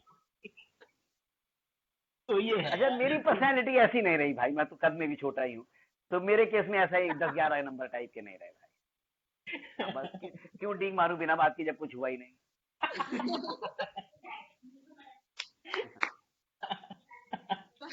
सर मेरे हाँ, से तो मेरे केस में तो काफी कहानियां हुई। जब बचपन में जो पढ़ाई कर रहे थे, लड़कियों के फोन वोन पे आते थे, माँ बाप से कुटाई का भी सीन हो गया कि लड़कियों के फोन क्यों आ रहे हैं।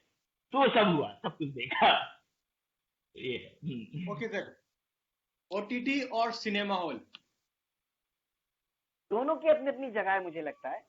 ना तो ओटीटी के आने से सिनेमा हॉल मर जाएंगे, मेरा बहुत स्ट्रांग बिलीफ है कि कोरोना के बाद भी ऐसा नहीं कि सिनेमा हॉल्स मर जाएंगे, वापस आ जाएंगे। और हिंदुस्तान में तो वैसे भी इतने ज्यादा स्ट्रेस में एक मिडिल क्लास आदमी अपनी लाइफ लीड करता है कि सिनेमा हॉल में जाना उसके लिए एक तरह का एस्केपिज्म है। तो वो जाएगा जरूर, मैं गारंटी से बोल रहा हूँ कि जब भी खुलेंगे तो लोग वापस देखना शुरू करेंगे, मेरा बहुत स्ट्रांग बिलीफ है। और जैसे जब टीवी आया था तो लोगों ने बोला था कि सिनेमा हॉल्स खत्म हो जाएंगे, पर वो खत्म नहीं हुआ। फिर वीसीआर आया, सिनेमा हॉल्स खत्म हो जाएंगे, ऐसा बोला, नहीं खत्म हुआ। अब ओटीटी आ गए, सिनेमा हॉल्स खत्म नहीं होंगे। पर हाँ, ओटीटी ने हमें बहुत ज्यादा क्या बोलना चाहिए, पावर दिए नई नई तरह की कहानियां कहने के लिए। तो specially for the breed of writers, directors and actors, these 3 categories of people, बहुत ज्यादा कहानियां कहने के लिए मौके हैं। हम बहुत सारी कहानियां बहुत स्पीड से कह सकते हैं without the pressure of selling the ticket on a Friday box office weekend. वो सारी चीजें हटा दी जाए तो ओटीटी उस मामले में बड़ा खूबसूरत है। और ओटीटी में कैसा है कि अगर मैंने कुछ देखा और मुझे अच्छा लगा, मैंने आपको कहा तो आप हफ्ते भर के बाद देख सकते हो। मूवी के केस में मैंने बोला अच्छा लगा, पर मूवी उतर गई तो आप चाहोगे तो भी नहीं देख पाओगे। तो ओटीटी के केस में से लॉन्जिविटी ज्यादा है, क्योंकि लंबे समय तक लोग देख सकते हैं। जैसे हिमानी बुरी ने 2018 में आई हुई चीज 2020 में देखी, फिल्म की दुनिया में वो ये नहीं कर पाती क्योंकि उतर गई होती फिल्म। फिर या तो आप वीसीआर कैसेट ढूंढ रहे होते, सीडी ढूंढ रहे होते, ये सब कर रहे होते। पर ये तो अभी आपके क्लिक ऑफ द बटन पे एक्सेस है आपका। तो इन दैट सेंस ओटीटी ने आई थिंक गेम तो चेंज किया है, बट दोनों चीजें को एग्जिस्ट करेंगी मुझे लगता है, फॉर श्योर। ओटीटी सर एक तरीके से शायद न्यू टैलेंट को प्लेटफॉर्म भी दे रहा है, चाहे फिल्म मेकर हो या राइटर्स हो या आप फ्रंटलाइन कास्ट समझ लीजिए। बिल्कुल बिल्कुल बिल्कुल। मिर्जापुर में इतने सारे खूबसूरत एक्टर्स जो हायर हुए वो इसलिए हो पाए क्योंकि वो ओटीटी का शो था। Right sir. उसमें हर कैरेक्टर को एक कुछ उसके पास माल था दिखाने के लिए और देखने के लिए, और एक्टर्स को पता था कि हाँ इसके अंदर हम शाइन करेंगे।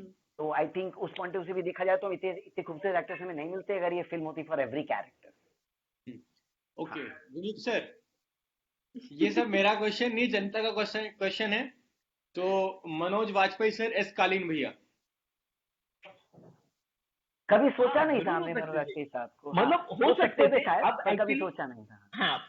हाँ, पर अगर पंकज सर ने उस रोल को शिद्दत से निभाया है कि कालीन भैया और पंकज सर दोनों एक ही हो गए। मतलब आप कालीन भैया बोलोगे पंकज सर बोलोगे तो कालीन भैया याद आ जाते हैं। तो बहुत सारे कैरेक्टर थे जो रोल प्ले कर सकते थे। मतलब शायद मैं सोचूं तो शायद अमरीश पुरी होते तो और भी मजा। अमरीश पुरी अपनी बीबी के साथ बेड पे सक्सेसफुल नहीं हो पा रहे और बीना अपने अमरीश पुरी को धमका रही है, तो बड़ा मजा आता उस सीन में। बट फिर वो ये कि मतलब बिल्कुल हो सकती। सर चौथा क्वेश्चन, ये भी जनता का क्वेश्चन है सर, मेरा नहीं है। कितने पैसे कमाए? हमने पैसे कमाए मिर्जापुर वालों ने। आपने मिर्जापुर से राइटिंग। यार पैसे का तो ऐसा है कि क्या इसमें कैसे कमेंट करूं, क्योंकि ना सिर्फ पैसे से तोल ही नहीं सकते इसको। हाँ, उसके पहले हमारी फिल्म नहीं चली थी तो हम इससे खुश थे कि हमारे को किसी ने दोबारा मौका दिया है, हमें भरोसा दिखाया है, और हम उन लोगों को ये कहानी सुना रहे थे जो लोग इस दुनिया के नहीं है। राइट। हम बॉम्बे में स्थापित एक कंपनी, बॉम्बे में रहने वाले लोगों को कहानी सुना रहे थे जिनकी दुनिया ही नहीं है। तो वो हम पे भरोसा दिखा रहे थे कि हाँ ये कहानी इनकी ये कह ले जाएंगे, just have to support their vision. उतना ही बहुत था हमारे लिए। तो ऐसा नहीं है कि फ्री में काम करा है, फ्री में काम नहीं कराएगा, पैसे दिएगा और अच्छे पैसे हमें दिएगा, इसमें कोई शक शुबा की बात नहीं है। लेकिन कहीं ना कहीं वो ये नहीं कह सकता कि कम है कि ज्यादा, क्योंकि शायद वो एम ही नहीं था। तो हाँ, तो बिल्कुल कोई गिला शिकवा बिल्कुल भी नहीं है इस चीज को लेकर, क्योंकि हमें जो मिला वो तो बहुत कीमती है हमारे लिए। ओके सर एक क्विज स्टार्ट करते हैं। एक सेकंड सर, उससे पहले मेरा एक सवाल है पुनीत सर आपसे, कि जब मैं आपके बारे में थोड़ा पढ़ रही थी और बिकॉज जब मुझे आपसे इंटरव्यू लेना तो मुझे थोड़ा सा आपके लिए बैकग्राउंड चेक करना था। तो when I was doing that, I got to know you are a lyricist too. आपने बेगिस्तान के लिए बहुत सारे, almost सारे सॉन्ग उसके आप ही ने लिखे हैं, साथ में आपने Yeah. सनम के साथ भी एक रीमेक किया है आपने. तो Yeah. I just want to know कि सर कि अभी आपने थोड़ी देर पहले बोला था कि writing was not your like आपका था कि मुझे फिल्म मेकर बनना है, but you became a writer and a lyricist too. तो वो जो लिरिसिस्ट वाला था, क्योंकि कहानी लिखने में आप पूरा सार लिख सकते हो, खींच सकते हो, बट जब आप एक सॉन्ग, एक लिरिक्स लिख रहे हैं तो बहुत शॉर्ट, क्रिस्पी और इंगेजिंग होनी चाहिए. तो आपने वो कैसे किया, प्लस आपकी कौन सी फेवरेट थी और आपका एक्सपीरियंस कैसे रहा? तो लिरिक्स कैसे कि मैं पोएम्स बचपन से लिखते थे, बहुत सारी पोएम्स बहुत लिखी थी बचपन से, तो शायद वहीं से वो आ गया. जबकि ये दोनों बहुत अलग अलग तरह की विधाएं हैं, पोएट्री राइटिंग और लिरिक राइटिंग बहुत अलग तरह की विधाएं. जैसे आनंद बख्शी साहब बहुत कमाल के लिरिसिस्ट थे. आई थिंक उनसे बेहतर लिरिसिस्ट तो हमें मुश्किल से मिलेगा कभी भी हमारी बॉलीवुड की दुनिया में, हिंदी फिल्म इंडस्ट्री की दुनिया में. तो शायद पोएट्री होने के पोएट वाली एंगल से शायद वो लिरिक्स वाला एंगल निकल आया बाहर और वो गाने लिखने लगे. और अगर आप फेवरेट सॉन्ग पूछेंगे तो बेगिस्तान में एक सॉन्ग है मौला करके, जो मेरा सबसे फेवरेट सॉन्ग है. हाँ, वो फिल्म हमारी नहीं चली तो शायद गाने भी उतने नहीं चले, बट हाँ गाने जो भी सुनते सबने बोला कि अच्छे गाने हमने बनाए थे. तो कहीं ना कहीं उसके अंदर म्यूजिक कंपोजर का भी हाथ रहा. और इत्तेफाक से मुझे जो भी म्यूजिक कंपोजर्स मिले, चाहे तो वो इस्माइल भाई के साथ भी मैंने कुछ गाने बनाए जो कभी बाहर नहीं आए, चाहे तो इस्माइल भाई हो, चाहे राम संपत हो, चाहे क्लिंटन हो, इन सबके साथ जो बनाए हर केस में हमेशा ऐसा रहा कि ये वो वाला स्कूल फॉलो करते थे जिसमें कि मैं पहले लिखूंगा और फिर वो उस पर धुन बनाएंगे. उल्टा कभी नहीं हुआ कि उन्होंने धुन बना कर दिया कहा कि गाने फिट कर दो, वर्ड फिट कर दो. तो उस केस में फ्रीडम ज्यादा था लिखने के लिए, तो हमने जो लिखा उन्होंने कोशिश की कि उसको धुन में पिरो दें. तो उस केस में उस सेंस में हम लकीर है. बहुत से म्यूजिक डायरेक्टर्स वो करते हैं, वो भी तरीका गलत नहीं है, पर वो शायद तरीका मुझे सूट नहीं करता. तो उस सेंस में ये जो 3 म्यूजिक के साथ मैंने काम किया, वो तीनों के साथ मेरा तजुर्बा बहुत अच्छा रहा. और मैं सही कहूंगी सर, मैंने जो चारों के पांचों सॉन्ग एक्चुअली मैंने आज ही सुने और मुझे बहुत पसंद है आपके वो पांचों सॉन्ग. थैंक यू, स्पेशली मौला और जो थैंक यू सो क्लिंटन और मच. सनम के साथ आपने किया, आई लव दैट सॉन्ग. या thank you so much, thank you. Okay sir अब एक क्विज. और ये मेरी भी फेवरेट, मिर्जापुर वाली. हाँ, टोटल मिर्जापुर वाली. ये एक्चुअली JIPL की एक प्रथा है, तो उसी प्रथा के चलते नुहेन भाई आपसे पूछेंगे पहला सवाल. ठीक है. पहला सवाल मेरा आप दोनों से. तो और हाथ खड़ा करना, जिसको भी आंसर आता है यू विल डू दिस. और दोनों का आता तो दोनों फिर एक साथ बताइएगा. ओके. अच्छा, वो पौध की पुगाई कर लेंगे वाला. ठीक है, मंजूर है. ओके. तो मिस्टर पूर्वांचल जिसमें गुड्डू भैया पार्ट लेने वाले थे, उसकी इनाम राशि कितनी थी?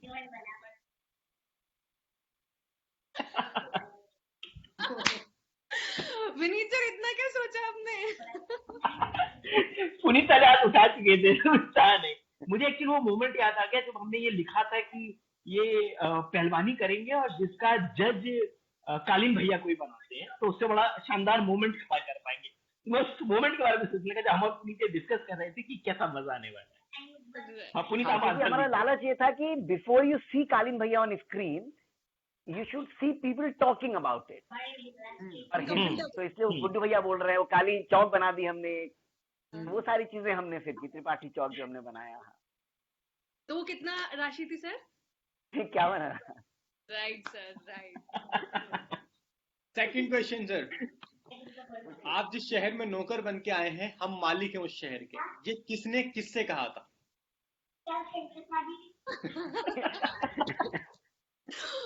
Okay, Puneet sir.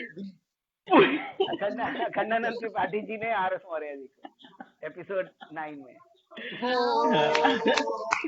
खत्म होने से लगभग 25 मिनट पहले. हाँ, this heads off to you sir. Okay, next question मैं पूछती हूँ, वो बहुत इजी है और उसमें है कि गोलू गुप्ता का पूरा नाम क्या था?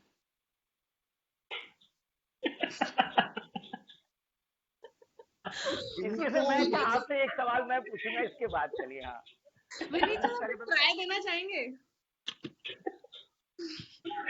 सब कुछ तो गैस कीजिए सर. विनीत भाई आप बताएं, याद है तो? नहीं, मुझे नहीं याद है. गोलू गुप्ता मुंह पे चढ़ गई है. Gajgamini Gupta. Yes sir, Gajgamini.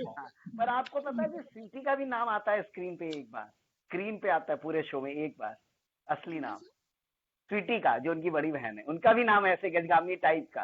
Right sir, but Mandakini Gupta. नहीं, और वो बोलता नहीं है कोई, आप उसे लिखा हुआ देखते हैं। वो एक्चुअली सबटाइटल्स में था वो शायद तक। हाँ, पर वो स्क्रीन पे कहाँ आता है? स्क्रीन पे जब उनकी शादी हो रही है ना, कोर्ट मैरिज, तो हाँ, रजिस्टर में है उनका नाम, आप ध्यान से देखिएगा, उनका नाम है right. Swaranjani Gupta. Oh, this is called the detailing sir, जिसके बारे में हमने पहले बात करी थी। राइट सर, तो आखिरी सवाल नोएन आप पूछिए। ओके सर, गन्स की मदद से डर नहीं बढ़ाना है, डर की मदद से गन्स गन बढ़ानी है। किसने और किससे? विनीत भाई आप बताएं। मुझे याद है जब हम ये डायलॉग लिख रहे थे तो हम कैसे डिस्कस कर रहे थे कि इस मोमेंट पे हमें क्या खड़ा करना है, क्योंकि आपस में डिस्कशन कर रहे हैं कि इस मोमेंट पे हमको पता चलेगा कि जैसे हम दोनों ने एमबीए किया है तो हम लोग वो डिस्कस कर रहे थे कि एमबीए वाली चीज है कि क्वालिटी हम बेटर करते जा रहे हैं, हमें उनका एक्सेसिबिलिटी बढ़ाना है और प्रॉफिट मार्जिन बेटर कर रहे हैं। तो बेसिकली जैसे हम टॉप लाइन और बॉटम लाइन बोलते हैं, तो वो सारा डिस्कशन उस पूरे गेम में चल रहा था जब हम ये डायलॉग लिख रहे थे। जैसे ये डायलॉग लिखा गया था, एक डायलॉग लिखा गया था कि अब हम बनाएंगे मिर्जापुर को अमेरिका, अगर आपको याद हो, जो कि शायद Right, ट्रेलर right, में भी काटा गया था, है ना? हाँ। बोला किसने था? सुनील भैया तू ही बता। बबलू ने गुड्डू को। हाँ, बबलू ने गुड्डू को, करेक्ट। हाँ। ओके सर, तो ये क्विज समाप्त। अब पुनीत तू भी तो एक सवाल पूछने वाला था। पूछा ना सर। पूछा ना सर? मैंने पूछा ना वो, अच्छा, स्वरांजलि बेटी का वाला। असली नाम कहाँ दिखता है? हाँ, हाँ, बेटी का असली नाम। इसमें और भी बहुत प्यारे प्यारे कैरेक्टर्स थे जो हमको बाद में हटाने पड़े। जैसे एक कैरेक्टर हमने लिखा था जो स्वीटी गोलू के पिताजी हैं परशुराम, उनकी पड़ोसन थी एक ललिता जी। ओके। वो सिंगल लेडी थी, उन्हीं की उम्र की, और परशुराम का उनके साथ कोई ना तो सेक्सुअल रिश्ता था ना रोमांटिक, बस वो दोनों शाम को शराब पीते थे मुंडेर पे बैठकर, बस यही था। और मिर्जापुर की कहानी में बहुत ये वाली प्यारा। महिला भी जो है आखिर में शादी में इनवाइट होती है, जो सबसे एपिसोड 9 में जो शादी हुई, और ये भी जो है गोली खा के पल्ली पार हो जाती है। सर आई जस्ट तो वांट टू ये नो, वो ट्रैक जो लिखा था। लास्ट एपिसोड में वो जो मुन्ना भैया एक वो जो चच्चा को जो बोलते हैं कि बैठ जाओ, वो डायलॉग किसने लिखा था? I just want to no.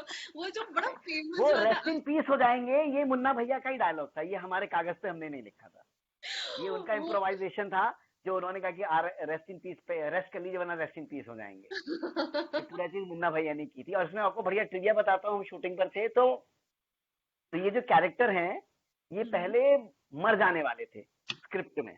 अच्छा। अभी आप देखेंगे तो ये बच जाते हैं, कोने में छुप जाते हैं, ये मर जाने वाले थे। और डांसर बचती जो डांस कर रही थी, तो उसमें क्या हुआ कि ये जो कैरेक्टर एक्टर हैं, चाचा जो प्ले कर रहे हैं, ये अपनी अपनी खुद की शेरवानी पहन कर आए थे। तो हमने उनको ये कहा कि अब आपको गोली लगेगी और शेरवानी पे खून के दाग आ जाएंगे, हम बाद में उसे धोकर दे देंगे वापस। तो इन्होंने साफ मना कर दिया कि मैं अब ये मेरे पिताजी की कुछ शेरवानी है और मैं इसमें दाग नहीं लगने दूंगा और ये ऐसी रहेगी। तो लास्ट मोड में हमने चेंज किया कि ओके चाचा को जिंदा रखेंगे, हमने डांसर को गोली मारवा दी। ये तो बहुत इंटरेस्टिंग सा किस्सा है सर। ऐसे बहुत ट्रिविया है, ऑब्वियसली शूट पे तो सभी की शूटिंग में ट्रिविया होते हैं, ऐसे बहुत सारी खबरें होती हैं। Okay sir, winner this is time to. अच्छा, आमना सिंह बट नमस्कार। Hello ma'am. हेलो मैम, कैसे हैं विनीता आप? कैसे हैं आप लोग? मानी ऑल वेल? शुक्रिया। एक तो मिर्जापुर एक तो कमाल का रहा सीरीज, राइट? मिर्जापुर पूरा सीजन आई थिंक इतना वंडरफुल रहा। तो आपका कॉन्वर्सेशन जो चल रहा था आप कंटिन्यू करिए, फिर I come in I ask my question because जी बिल्कुल जरूर आमना जी। जी मैं जी इसके बारे में बता दूं कि कुछ हमारे कोर टीम के मेंबर्स हैं, 2 4 6 मेंबर्स हैं जो आपसे इस तरह से आके कुछ सवाल पूछेंगे। तो ये उससे पहले मैं एक विनर का नाम घोषित कर दूं कि आज के हमारे विनर हैं क्विज के Puneet Krishna sir. Hands down. और सर ये हमारी तरफ से और मेरी जो तरफ मेरा से बहुत शुक्रिया। हरियाली जितनी उतना अच्छा।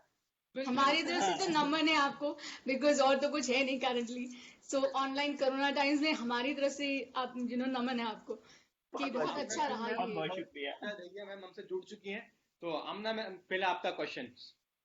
अच्छा, एक तो ये जो पूरा यूपी का हैंगओवर दिखाना, कितना रियल इंस्पिरेशन, मतलब I would really like to know because जो कुछ जितना देखा है और जितना समझा है ऑल अबाउट द कास्ट और ये सब, कितना रियल था और कितना रियल था, मतलब व्हाट वाज द बहुत कुछ कॉम्बिनेशन? इसमें से रियल हो सकता है, कुछ पोर्शन जरूर एग्जैजरेटेड वायलेंस है, जी, कुछ portions, but at the same time each and every incident is quite possible to happen.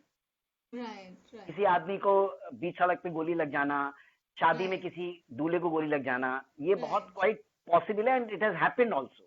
बल्कि हम्म शादी में तो जो गोली लगी है, ये सजेशन तो जो एक्सेल में हमारे क्रिएटिव हेड है कासिम भाई, उनकी तरफ से आया था कि यार ये इंसिडेंट को ओके यूज कर सकते हैं क्या। तो then we made it the opening scene of the show. Okay तो शादी में तो गोली, उस समय एक इंसिडेंट बहुत बड़ा हुआ था, एक शादी में एक डांसर को गोली मार दी थी किसी ने, वो प्रेग्नेंट थी, ऐसा कुछ हुआ एंड शी डाइड आल्सो।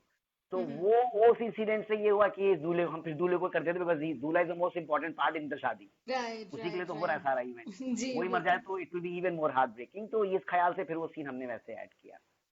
तो बहुत कुछ इसमें से रियल है और बहुत कुछ क्वाइट पॉसिबल है वहाँ, और होता भी है। ओके ओके हाँ, अभी जो विकास दुबे का केस हुआ तो आपने देखा होगा कितना खुल के कत्लेआम और गोलियां चली हैं। हाँ बहुत बहुत वही एक्चुअली में। सो आपका ट्रैवलिंग ओरिएंटेशन में मुझे लगता है कि बहुत ट्रैवल किए तो शायद कुछ बिट्स एंड पीसेस में पकड़ा होगा। हाँ, बहुत ज्यादा। वो इनमें से बहुत सारे अलग टाइप के कैरेक्टर से मैं मिला भी हूँ, कुछ अतरंगी भी हैं, कुछ डेंजरस भी हैं, but at the same time they are all human beings like us. If they are your friends, they are cool people to hang with. हाँ आई थिंक मुन्ना का कैरेक्टर कुछ ऐसा ही है ना कि मतलब वो जैसा दिखाया गया है, जैसे आपने उसका आपको प्रोजेक्ट किया आपने उसको, लेकिन वो फिर भी इतने एम्पैथी वोट्स ले जाता है by the and, Exactly. You और नो। ये हमारा सो बहुत या उम्मीद थी कि हम वो अचीव कर पाएंगे और वो हो गया। हाँ एक्चुअली वो आई थिंक ऑडियंस के हाँ साथ बहुत सॉलिड तरीके से कनेक्ट कर गया, दैट्स ट्रू। हाँ जी जी बिल्कुल बिल्कुल। कुछ फन मोमेंट, कोई ऐसा इंसिडेंट आपको याद रहा हो while shooting cut to cut back to back schedules में, कुछ ऐसा time that you'd like to share?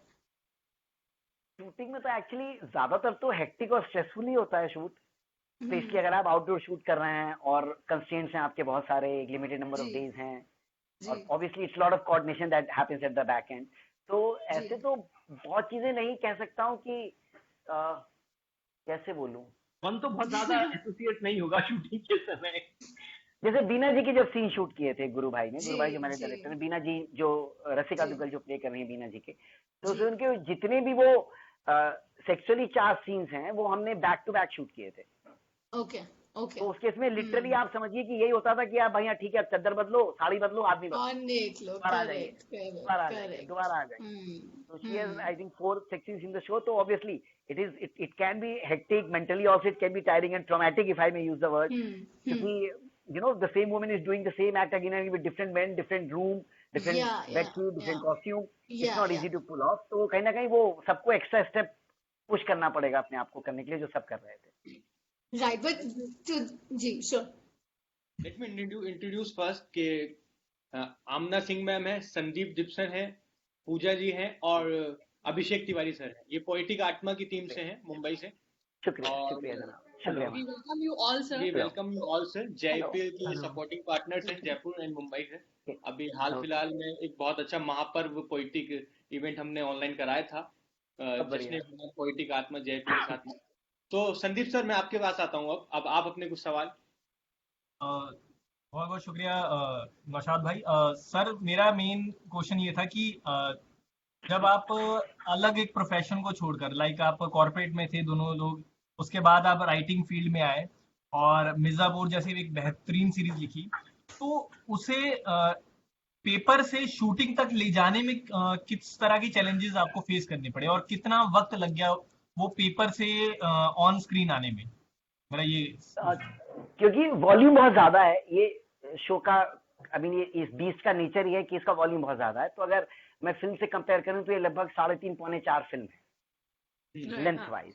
रफली speaking 400 pages, film is generally speaking 100 pages, तो 3.5 पौने 4 फिल्म है। तो आप ऐसे समझिए कि 2 लोग बैठकर 1.5 साल तक 4 फिल्में लिख रहे हैं।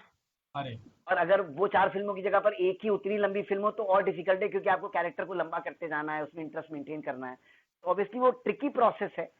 तो कहीं ना कहीं वो ऊपर वाले ने हमारा हाथ पकड़ा या कुछ हुआ कि हम सही से करते गए, और क्या फिर जब उसको आप स्क्रीन पे ट्रांसलेट करेंगे तो ऑब्वियसली, जो मैं पहले भी बोल कर चुका हूँ कि 2 डिपार्टमेंट्स हैं जो बहुत इंपॉर्टेंट हैं, एक है डायरेक्टर और एक है एक्टर्स। और फिर हमारे पास अब्बास भाई थे जो हमारे प्रोड्यूसर हैं, जो कि कहीं ना कहीं, क्योंकि उनका जॉब है बैलेंस रखना कि बजट्स क्या है और क्रिएटिव रिक्वायरमेंट क्या है, तो कहने के वो जिस तरह के प्रोड्यूसर हैं वो दोनों का बैलेंस बहुत अच्छा बनाकर चलते हैं। उन्होंने कभी हमें ये नहीं बोला कि यार ये शूट नहीं कर सकते, ये डिलीट कर दो। वो हमेशा उसका एक तरीका ढूंढेंगे, अच्छा ये करना ही करना है तो चलो मैं कहीं और से कोशिश करूंगा। तो he is a producer who thinks from a creative point of view. तो ये सारे लोगों का मिलना बहुत जरूरी था। अगर ये सारे लोग एक जगह इकट्ठे होकर नहीं मिलते तो फिर ये शो कैसे बनाते। तो कहीं ना कहीं वो सब भी इसके पीछे का श्रेय रखते हैं, लेने का हक, कि एक्टर्स ने आकर प्रिपरेशन किया। सारे एक्टर्स वेरी वेल प्रिपेयर्ड थे before they walked on to the set. उन्होंने उस डिक्शन की तैयारी की थी। अगर आप उन एक्टर से रियल लाइफ में मिलेंगे तो बिल्कुल कहीं से भी मिर्जापुर के चरित्र के जैसे नहीं है रियल लाइफ में। तो उनका डिक्शन पे तैयारी करना, क्योंकि सिर्फ ये नहीं है कि वो लाइन को डिक्शन में बोल देना है, वो ऐसा लगना चाहिए कि मुन्ना भैया वहीं पले बड़े हैं बचपन से, वो रट के बोले हुए डायलॉग नहीं लगनी चाहिए। तो हर एक्टर, माइनर से माइनर रोल वाला भी और मेजर रोल वाले भी, सब प्रिपेयर्ड थे उस डिक्शन के साथ, उस लहजे के साथ। आप काफी बार अगर हम वहाँ मौजूद नहीं है, आप एक्टर से पूछ लेंगे तो वो अपना ग्राफ पूरा बता सकता था उन 400 पेजेस का। अरे वाह, क्या तो बात है। पूरी स्क्रिप्ट पढ़ के वो वेल प्रिपेयर्ड थे, जो कि बहुत बार नहीं होगा। तो इससे मैं बार बार ये क्लेम करता हूँ और बोलता हूँ कि वो बहुत अच्छे एक्टर्स और बहुत अच्छी लोग हमें मिले, सपोर्ट मिला, जिसकी वजह से ये शो इस तरह का हम बना पाए। अदरवाइज बहुत सारी कमियां और रह सकती थी। जी सर, बहुत बहुत शुक्रिया सर। और मेरा एक और क्वेश्चन था कि जब मिर्जापुर आप लिख रहे थे तो पर्टिकुलर आपने एक्टर को देखकर आपने अपनी स्क्रिप्टिंग में उस तरह से कास्ट को लिखा, या फिर आपने लिखने के बाद एक्टर्स को तलाश करना शुरू किया कि इस कैरेक्टर के लिए ये एक्टर फिट रहेगा? लिखने के थॉट बाद प्रोसेस एक्टर बेस्ड था या स्क्रिप्ट बेस्ड आपने रखा था? स्क्रिप्ट बेस्ड, लिखने के बाद। लिखने के बाद ही सारा? लिखते समय there was no face, not at all. बहुत बहुत शुक्रिया, बहुत बहुत शुक्रिया सर। मेरे बस यही दो मेन सवाल थे आपसे, और बहुत अच्छा लगा सर आप लोगों से मिलके। Over to. मुझे भी बहुत शुक्रिया सर। अभिषेक भाई कैसे हैं? अभिषेक भाई आप? मैं बहुत बढ़िया हूँ, आप लोग कैसे हैं? बहुत अच्छे सर, बहुत अच्छे। अब आप अपने कुछ सवाल अगर पूछना चाहें तो सर। मिर्जापुर 1, मिर्जापुर 2 और ये यू कैन से कि ट्रेंड सेटर है वेब सीरीज में। तो इसके बाद जो आप सोच रहे हैं, तो क्या सीरीज को एक्सटेंड किया जाएगा या कुछ और नया लाया जाएगा लोगों के सामने? देखिए उसके आगे क्या होगा वो तो मैं गुजारिश करूंगा कि आप 2 देखें। I know, तो सही हाँ, बात। इस वजह से मैं वो बहुत ही कॉशियस होकर मैं अपनी बात कह रहा हूँ। हाँ, पर ये कि 1 से 2 में तो मुझे लगता है कि आनंद आना चाहिए, क्योंकि कैरेक्टर्स ग्रो कर गए हैं, आपको ड्रामा बहुत मिलेगा और कुछ नए कैरेक्टर्स की भी एंट्री हुई है, कैनवस बढ़ा है शो का। तो मुझे लगता है कि आनंद आएगा 1 से 2 के बाद। 2 के बाद का जो है वो मैं ये गुजारिश करूंगा कि आप 2 देखें, उसके बाद हम दोबारा इन सवालों का जवाब दें। बिल्कुल बिल्कुल, मैं समझ सकता हूँ कि प्री पोस्ट प्रोडक्शन पे अपने ऑब्लिगेशंस भी है। और अच्छा, ये जो मिर्जापुर है अपने आप में इतना बड़ा ब्रांड बन गया, क्या कभी आपने सोचा था कि इस लेवल पे हमें मोहब्बत मिलेगी लोगों से? और क्योंकि देखिए कुछ एक ऐसी चीजें होती हैं जो लाइफ को बदल देती हैं, तो आई होप कि आपके लाइफ में ये बहुत बड़ा चेंज, क्योंकि हम सब जो भी इस सीरीज को देखते हैं, और मैं देख रहा हूँ कि कल जब I was going through Mirzapur, लोगों ने दुनिया भर के क्विजेस रखे हुए हैं, मतलब मिर्जापुर क्विज, कि if you are not knowing this thing about Mirzapur then you are not a true fan of Mirzapur. मतलब आप समझिए ऐसी दीवानगी जो शोले को लेके मिली, वो उसके बाद वेब सीरीज की नहीं, लिटरली मतलब जैसे सलीम जावेद साहब की जो जोड़ी है सराई गई, आप दोनों की जोड़ी अल्लाह पाक भगवान सलामत रखे। बिल्कुल, तो ये जो बिल्कुल आज के दौर के आप दोनों सलीम जावेद बन चुके हैं, तो क्या कभी ये सोचा था लिखने से पहले कि इस लेवल पर रिस्पांस मिलेगा? क्योंकि फॉर श्योर बहुत सारे कॉल्स आते होंगे अब राइटर, मतलब जो प्रोड्यूसर्स के, डायरेक्टर्स के, प्रोडक्शन हाउसेस के, तो ये जो एक एक्सपीरियंस है ये कैसा हुआ? तो इसमें पहला तो ये कि हाँ, आपने जो कहा कि हम सलीम जावेद बन चुके हैं, बिल्कुल सत्य से परे है।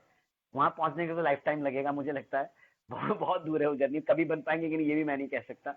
हाँ, पर हाँ, लिखते समय ये हमें अंदाजा था कि हम कुछ बढ़िया बना रहे हैं, हमें ये अंदाजा था। लेकिन ये इतना ज्यादा बड़ा प्यार मिलेगा और इतना ज्यादा ये बड़ा हो जाएगा कि ये मीमेबल बन जाएगी चीज, और लोग इसके पीछे इतना ज्यादा बातें करने लगेंगे, इस लेवल की हमने उम्मीद नहीं की थी। हमें ये उम्मीद जरूर की थी कि हम कुछ अच्छा बना रहे हैं, हमें इज्जत मिल जाएगी। तो ये हमारी उम्मीद से परे हुआ, और ये बिल्कुल हमें अंदाजा नहीं था कि इस हद तक लोग इसको एक्सेप्ट करेंगे और प्यार करेंगे। हाँ, उसके बाद फिर ये फर्क जरूर आया है कि लोग अब कॉल करके बुलाने लगे और काम देने लगे, जो पहले उतना नहीं होता था। हाँ, एक सपना होता है लोगों का ना कि कल्ट मूवी बनानी है, आप लोगों ने तो कल्ट वेब सीरीज बना डाली। लाइक मैं देख रहा हूँ कि लेकिन ये बहुत जरूरी है कि कल्ट वर्ड हम अपने दिमाग में ना रखें, फिर हम करप्ट होने के डर से गुजरने लगेंगे ना। तो हमने साधारण चीज साधारण चीज नहीं बनाने की। विनीत भाई,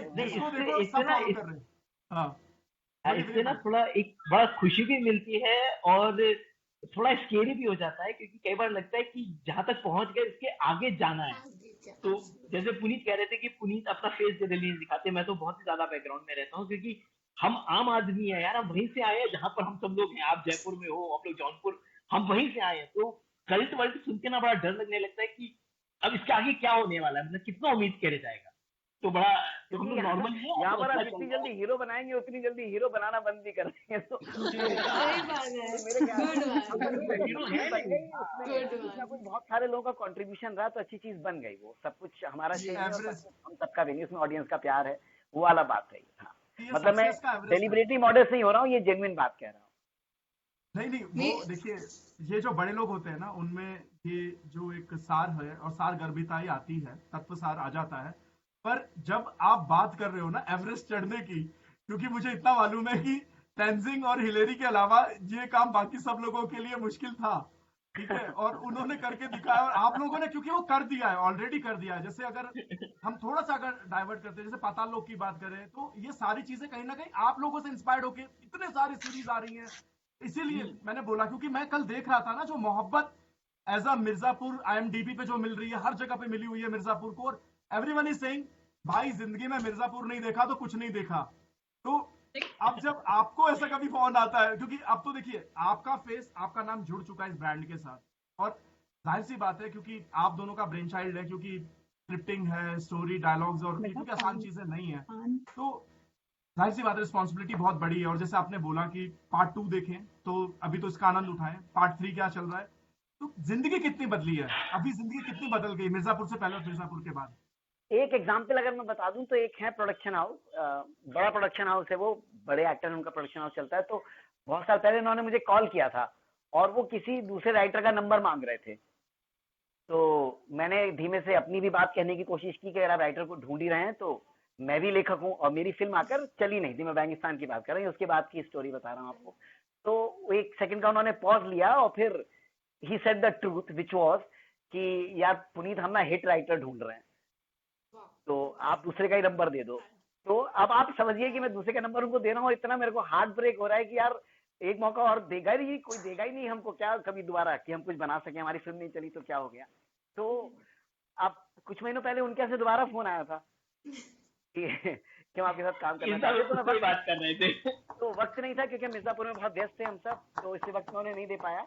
लेकिन हाँ, तो वो उस तरह के फर्क आ गए, बस उतना ही है और कुछ इसमें हाँ इससे बड़ा फर्क बाकी आपको यार कुछ चाहिए बीबी तब्दीली। बीबी नहीं, बीबी की निगाह में इज्जत उतनी की उतनी है, और कई बार मजाक भी उड़ा देती है। तो घर में कुछ नहीं बदला, वहीं पे नहीं है यार, भाई कुछ ज्यादा नॉवल, बदला नहीं है। विनीत भाई, पुनीत भाई, मतलब नॉवल बीबी भी और ले आओगे दूसरे ना, मान लेते हैं कि ज्यादा एक्टिंग ना करो, ज्यादा राइटर हो, राइटर ही रहो। तो ज्यादा बदला नहीं। ऑस्कर और नॉवेल भी ले आओगे ना, बीवी एक ही बात बोलेगी, पैसे लेके आते शॉपिंग तो कर लेती, तुम्हारे ताड़ पत्थर मेरे किसके काम के। हाँ, मुझे याद है एक बार बहुत कुछ भयंकर लड़ाई करके मैं आ गया था मिर्जापुर में। लिखने के टाइम की बात है, मैंने इतनी लड़ाई की अब नहीं करना है, शोर हटाओ यहाँ से, तुम लोग जाओ यहाँ से, मैं भी जा रहा हूँ, ये सब करके तो मैं अपनी वाइफ को बहुत लंबी कहानियां सुनाई और फिर उन्होंने सारी बात सुन के बोला कि धनिया बोला था वो लाए कि नहीं। मैं ऐसा बिल्कुल एक्सेजरेट नहीं कर रहा हूँ। देखिए वो रियलिटी है, दैट्स रियलिटी। तो बट आई थिंक वो ग्राउंडेड रखना इजी है, क्योंकि इसका फायदा ये भी है कि जब फिल्म नहीं चली थी तो किसी घर वाले या दोस्तों ने हमें नीचे निगाह से भी नहीं देखा था। या जब बिल्कुल, वो नीचे निगाह से नहीं देख रहे तो वो आसमान पे भी नहीं चढ़ा रहे, वो करेक्ट है एकदम से। तो तभी तो बहुत सारे दोस्त हमारे बॉलीवुड की दुनिया के लिए पुराने दोस्त हैं, तो वो हमें as a Puneet, as a Vineet जानते हैं। उनके लिए मिर्जापुर एक इंसिडेंट है जो हमारी दुनिया में हुआ, जिसके लिए वो खुश हैं, और उनके लिए हम बदले नहीं। तो हम लोग कहीं से कहीं बदला नहीं, वही का वही, सब कुछ वही है वही। तो बीवी से तो कालिन भैया भी डरते हैं, हम और आप क्या चीज है। जब वो फिल्म निकली मेरी और वो चली नहीं थी, तो उसके से मुझे याद है अपने कुछ दोस्तों से मैंने बात ही करना बंद कर दिया था, ये सोचकर कि ये मेरे बारे में क्या सोचता होगा कि चले से बड़ा फिल्म बनाने, कॉर्पोरेट जॉब छोड़कर, और फ्लॉप फिल्म बनाई इन्होंने। तो ऐसा मेरे मन में अपने आप ही चल रहा है, हो नहीं रहा था हकीकत में, मेरे मन में चल रहा था। तो मैं उन लोगों से बात नहीं कर रहा था ये सोचकर कि वो मुझे नीची निगाह से देख रहे होंगे। लेकिन जब उनके साथ बातचीत करनी शुरू की तो पता चला उनको कोई फर्क ही नहीं पड़ा था। मेरी फिल्म फ्लॉप हो गई थी पर मैं उनके लिए सेम ही इंसान था। तो वो एक बड़ी अच्छी लर्निंग हुई, ब्लेसिंग इन डिस्गाइज हुई कि हमको समझ में आया कि ये दोनों जिंदगी के अलग अलग पहलू। तो इसलिए जब खराब हो तो अपने आप को डिस्ट्रॉय मत करो, कुछ ग्रेट हो जाए तो अपने आप को हवा में मत फेंको, बस उतना ही। अच्छा, मेरे को एक सवाल पूछना है एज एन ऑडियंस। या ओके एंड थोड़ा स्ट्रॉन्ग सवाल है बिकॉज पूजा और मैं we are partners and we work for women empowerment and everything. तो बीना का जो कैरेक्टर है by the end of the day, right, Beena का कैरेक्टर ऐसा है कि वो प्राइवेट स्पेसेस में आपने इंटरजेक्ट किया, आपने उसको रिफ्लेक्ट किया। कितनी औरतें, I think 90% of the women don't even talk about their desires and don't talk about कि एग्जैक्टली उनको चाहिए क्या, not just sexually but otherwise also बात नहीं करती है, राइट। आपने उसको बड़े तरीके से बहुत एस्थेटिकली आपने उसको प्रोजेक्ट किया, which is a beautiful thing है। तो उसके लिए फीट है बहुत अच्छा, बिकॉज मुझे बहुत एक्चुअली पसंद आया, क्योंकि वो back to back even shoot करना और फिर उसको रिफ्लेक्ट करना ऑन स्क्रीन, वो एक कमाल का अचीवमेंट है अपने आप में। तो मुझे ये बताइए कि कितना उसका एक्सेप्टेंस लेवल कैसा रहा अकॉर्डिंग टू, जब ये सब आया तो वो you troll that much and what was the whole thing? Question नहीं समझा, सॉरी क्वेश्चन नहीं समझा। आई एम जस्ट सेइंग कि जो आपने उसमें रिफ्लेक्ट किया, उसके अंदर वो प्राइवेट स्पेस में जो आपने इंटरजेक्ट किया पूरा, so I am sure there must have been a lot of trolling because बहुत तरीके के हेड्स होते हैं। और वो थॉट बेसिकली कैसा है, बिकॉज हिंटरलैंड में आई डोंट थिंक ऐसी लिबर्टी एक औरत को दी जाती है या दी जाती होगी अकॉर्डिंग टू मी, कि अगर वो पूरा वो गन्स और वो ओमकारा वाइब है बाय द एंड, तो कहाँ बोलने दिया जाता होगा एक औरत को? सो वो कैसे आया? हाँ, तो मेरे दो बातें इसमें। एक तो ये कि आपने बहुत अच्छी बात कही कि बीना का वो एक है एंगल, और कहीं ना कहीं अगर आप बहुत ध्यान से देखेंगे तो जब सीजन एंड होता है तो आप कहीं ना कहीं बीना की तरफ से फील करते हैं उसके लिए, बिकॉज बाबूजी पनिशेस है। एट द सेम टाइम आप उसको जिम्मेदार नहीं ठहराते उसके राजा से उसके रिश्ते के लिए, राजा जो नौकर है घर का, राइट। तो कहना कि आप उसका पॉइंट ऑफ व्यू समझते हैं, जो हमारी माइनर विक्ट्री है, जो हम चाहते थे कि ऑडियंस समझे। और बाकी दूसरा ये कि अगर आप ये कह रहे हैं कि हिंटरलैंड में ऐसा नहीं हो रहा है, तो मुझे लगता है कि शायद गलत कह रहे हैं हम, क्योंकि हिंटरलैंड में है ऐसा, औरतें डिमांड करती हैं, ऐसा नहीं है। हमें पता नहीं चलेगा क्योंकि बंद कमरों में करती हैं, और बंद कमरों में हम पहुंच गए अपने शो के जरिए, बस उतना ही है, करती हैं डिमांड। मैं ये जेन्युइनली रियली आपसे बोल रहा हूँ।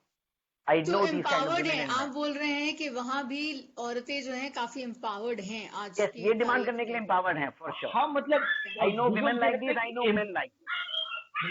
हाँ, मतलब शायद एम्पावर वर्ड ही शायद यहाँ पर इस चीज के लिए मेरे हिसाब से बहुत करेक्ट नहीं है। ये छोटे शहरों में भी महिलाएं उतना ही पावर रखती हैं उस चीज को मांगने के लिए, कहने के लिए, डिसाइड करने के लिए, डिस्कस करने के लिए, और कई बार पुश करने के लिए, जितना हमको लगता है कि बॉम्बे जैसी सिटी में कोई महिला जो अगर अच्छे स्कूल से पढ़ी है या अच्छी जगह से काम जॉब कर रही है, कॉर्पोरेट जॉब कर रही है, या जहाँ हमको लगता है कि वो ऐसा बात कह सकती है, उतनी ही पावर जौनपुर, मिर्जापुर, बनारस, बरेली जैसे सिटीज में बहुत आराम से महिलाओं के पास है। और जैसे पुनीत ने बोला, जैसे हम लोग बहुत सारे फ्रेंड्स को जानते हैं जो हमारी फीमेल फ्रेंड्स हैं, जिनके साथ हमने डिस्कस किया, जब हम ये बात कर रहे थे, जब लिख रहे थे, तो बहुत सरप्राइज हुए हम लोग भी कि ये बहुत नॉर्मल टॉपिक है जो आराम से बात कर सकते हैं। That is there. एक अपना मुहावरा भी तो है पुराना कि औरत रोटी के बिना रह लेगी। ये मतलब एक बहुत बहुत स्ट्रॉन्ग, और मतलब पुरखों ने लिखा है तो गलत नहीं लिखा, और ये हकीकत है ये कहीं ना कहीं पे, और आपने उसे रिफ्लेक्ट किया सोसाइटी में, तो जाहिर सी बात है कि आपको इसके लिए एक्लॉट्स भी बहुत मिले होंगे, बहुत लोगों ने अप्रिशिएट भी किया होगा कि आपने। हाँ, बहुत लोगों ने समझा। हाँ, सेम सर। आप थोड़ा सा कुरेदेंगे तो आप देखेंगे कि औरतें वीक नहीं है मिर्जापुर में। जो कुछ लोगों की शिकायत रही, तो उसमें आज मुझसे जब भी सवाल पूछा कि हमसे, तो हमने कहा कि औरतें वीक नहीं है मिर्जापुर में, बल्कि आप देखेंगे तो ऑल द सेक्सुअल और romantic acts are initiated by women in Mirzapur, all of them, चाहे वो स्वीटी हो, चाहे वो बीना हो, every women initiates the act on her own, which is the sense of her having some kind of a power, and they are doing it in front of men who are inherently violent, which means it's scary. So, and for that, I would take a minute and thank you, and I would appreciate that ki you have given every female character in the series, whether it was Golu Gupta, whether it was Sweetie, Dimpy, or the mother of Gudu Bhaiya, they all are having some standard that they are not scared of anyone. Right, they were having कि हाँ हमें ये करना है, they were not scared of anything. They know कि if they have to achieve or they have to do something, they will do it. And hats off to you, because most of the time I'm seeing nowadays, whether it's a web series or it's a movie, we are trying to control the voice of the women.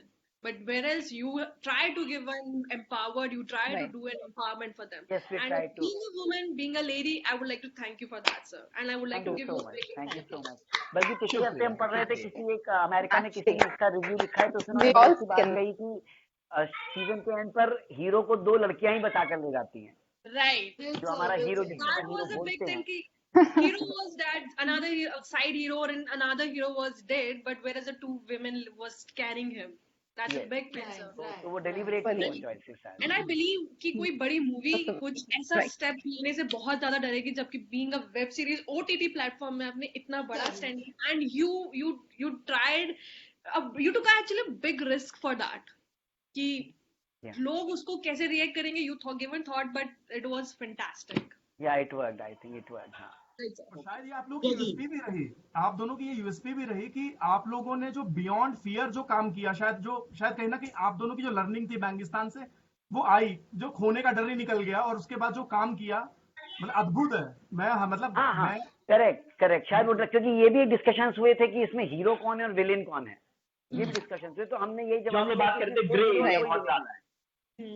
में हर character किसी एक point पर hero लग सकता है और same character किसी point पे विलेन लग सकता है, और इसीलिए शायद आप सबको समझ पाते हैं, आप मुन्ना को भी समझ पाते हैं, गुड्डू को भी, जबकि वो दोनों एक दूसरे के दुश्मन है. तो शायद वो हम अचीव कर पाए, वो शायद कहीं ना कहीं शायद इसलिए हुआ क्योंकि हमको डर लगना बंद हो गया था, मे बी. पूजा जी, आप बहुत देर से हम लोगों को सुन रही हैं, तो अब हम आपको सुनना चाहते हैं. First of all, congratulations, Vinci. Thank you so much. बहुत बहुत शुक्रिया. पूजा जी, we did not get your voice. I think कुछ नेटवर्क इशू है पूजा मैम के साथ. हाँ, कोई नेटवर्क ग्लिच है, some network trouble. There's a network lag, I think. वो she'll join back. आप carry on कर सकते हैं in the meanwhile. Puneet sir और विनीत सर से मेरा एक छोटा सा क्वेश्चन था.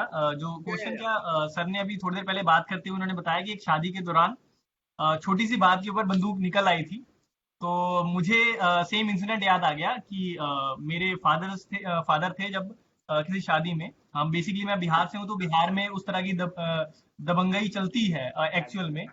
तो जस्ट किसी ने शादी में बोल दिया था कि चश्मा आंखों की जगह सर पे लगा रखा है, तो उस बंदे ने चाकू निकाल के मेरे पापा के शोल्डर पे मार दिया, इतनी सी बात के ऊपर.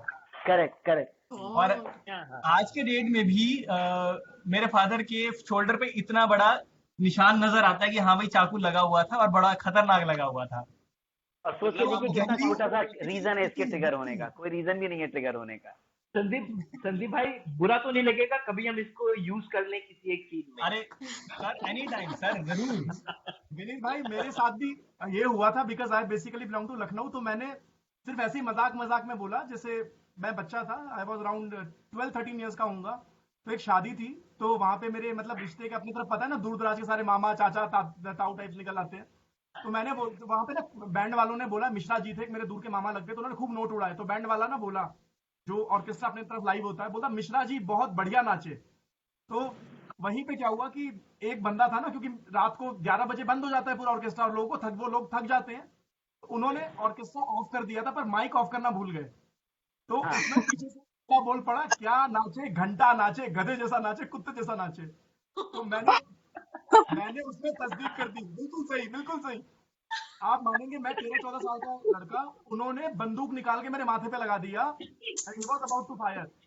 तो मेरी मामी बोलती क्या कर, हमारे तरफ भांजा होता है, भगवान की तरह माना जाता है, भांजे के पैर छुए जाते हैं लखनऊ में, यूपी में. तो बोलते अरे भांजा है तुम्हारा, गोली मारो. एंड देन उसके बाद मेरे पैर छूने लग गए. मतलब बंदा देखो, ऑल ऑफ सडन. तो ये जो बीवी का शायद आज मैं बोलूं नोइन भाई, आज अगर मैं जिंदा हूं तो शायद आई कैन से कि विनीत भाई और पुनीत भाई के सामने बैठना था, तो शायद इसलिए जिंदा हूं. नहीं भाई, आप जिंदा है क्योंकि आप भांजे थे. करेक्ट. सेम सर, मतलब ये चीज जो मिर्जापुर सीरीज की सबसे खास बात ही यही रही कि वो ग्राउंड्स पे जो एक्चुअल रियलिटी है वो स्क्रीन के ऊपर दिखाई दे रही है. क्योंकि आज के डेट में भी हम जितने मर्जी डेवलप हो चुके हैं, पुलिस है, सब कुछ है, पर जो अपना दबंग लोगों का जो राज है वो अभी तक वैसे का वैसा है, उनको जरा फर्क नहीं पड़ा.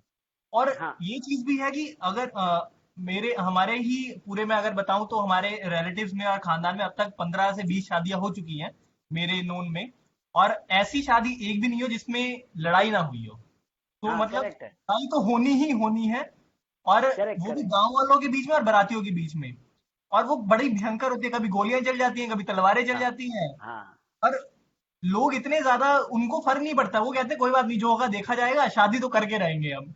हाँ वो चीजें अपने आप में जब ऑन स्क्रीन देखते हैं तो एक पर्सनल कनेक्ट बन जाता है सभी लोगों का, वो खास बातचीत Yeah. नहीं। पाया गया that is more relatable because चाहे वो बिहार हो, लखनऊ हो या मेरा पंजाब हो, वो फायरिंग और मार घाट शादी में तो इट्स लाइक कि मैंडेटरी है। It was like a bravery mark कि ओहो मेरे मामा की शादी में वो हुआ था, मेरे चाचा की शादी में वो हुआ था। तो शायद So, किस्से भी मिलते हैं, and शायद it was किस्से भी very मिलते हैं। connecting. I would honestly say Puneet sir, it was very connecting. जैसे अभी संदीप सर ने कहा कि हाँ, it was personal connected कि यार ये तो मेरी शादी में भी या मेरी किसी की शादी में भी ऐसा हुआ है। Correct, So, correct. रिलेटेबल हो गया बहुत, काफी Exactly. रिलेटेबल था। Right right. So before we end the session, Puneet sir ने थोड़ी देर पहले कहा था कि he used to write the poems. बहुत बचपन से वो अपनी poems लिखते आ रहे थे, जो उनकी lyrics में भी आई। तो पुनीत सर क्यों ना एक या दो छोटी सी हो जाए, हम भी सुन ले सर, प्लीज सर। अरे ये तो बहुत कठिन काम के, बहुत साल पहले लिखता था, कुछ याद नहीं आएगा। नहीं सर, सुनाए प्लीज, कुछ भी बहुत साल पहले। थोड़ा टाइम ले लें, 1-2 मिनट एंड डू सुनाए। राइट सर, आप डायरी लेके आना चाहते हैं तो वो भी हम इंतजार करने को तैयार हैं। ढूंढनी पड़ेगी।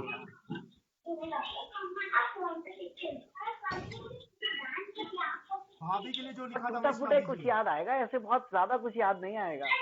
नो भाभी प्रॉब्लम के लिए सर। कुछ लिखा है वही सुना दीजिए। फिर 2-3 लाइनें।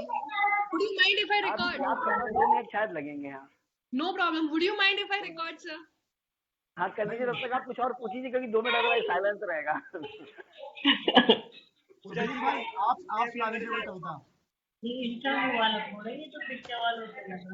हेलो, विनीत भाई आप ही सुना दीजिए कोई कविता।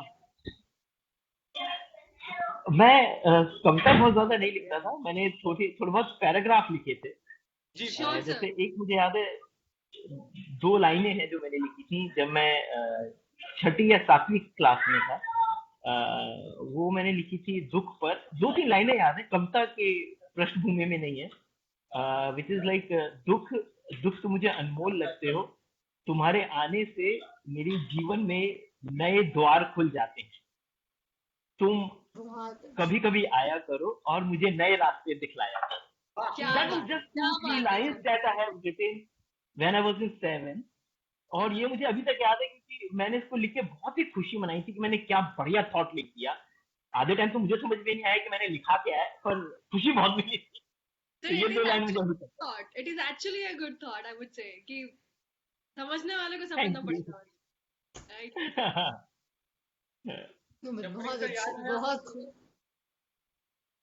शुक्रिया मैं मैम। JIPL का बेहद शुक्रिया अदा करना चाहूंगा, JIPL का, राहुल भाई का और आप सभी का, कि मुझे ये मौका मिला कि मैं पुनीत भाई और विनीत भाई को रूबरू देख सकूं, उनसे गुफ्तगू कर सकूं, क्वेश्चन कर सकूं। मेरा लिए ऑनर है and I am really very हमारे लिए बहुत हम्बल, इज्जत अफजाई की बात है। बहुत अच्छा हमारे लिए मौका रहा है। बहुत शुक्रिया, बहुत शुक्रिया। पुनीत सर, हमें थैंक यू सो इंतजार है, मच। जब भी आपको याद आए हम याद करेंगे। और बिफोर वी लीव और before we end this session, I would like to thank you Puneet sir, Vineet sir and the whole poetic Aatma team for joining this call with us and for being a part of this. And honestly sir, अभी भी मैं आपसे पूछना चाहूंगी, थोड़ा सा आप sneak नीति दे सकते हैं कि सेकंड सीजन का हमें? कुछ भी नहीं बोल सकता हूँ, कैसे वो बोलूं? कुछ नहीं बता पाएंगे। मजा आने वाला है, मजा आने वाला है। जिस ये जो जिस करेक्टर हिसाब से आपको मैंने लगा सीजन वो के लिए पूरा वेट कराया है, जितना वेट कराया है, वो ही आपके लिए फल है। अच्छा, this is the last 2 minutes for session and it is time for a selfie. So खींच लीजिए। हाय मिर्जापुर। हेलो। अच्छा, समझ में, sorry.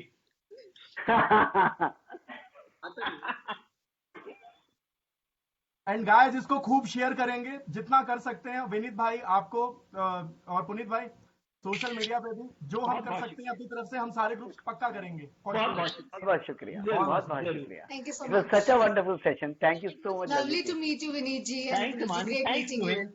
It's really a pleasure talking to you guys. Facebook पे And भी जैसे रिक्वेस्ट आप- भेज देंगे, फेसबुक इंस्टा पे भी।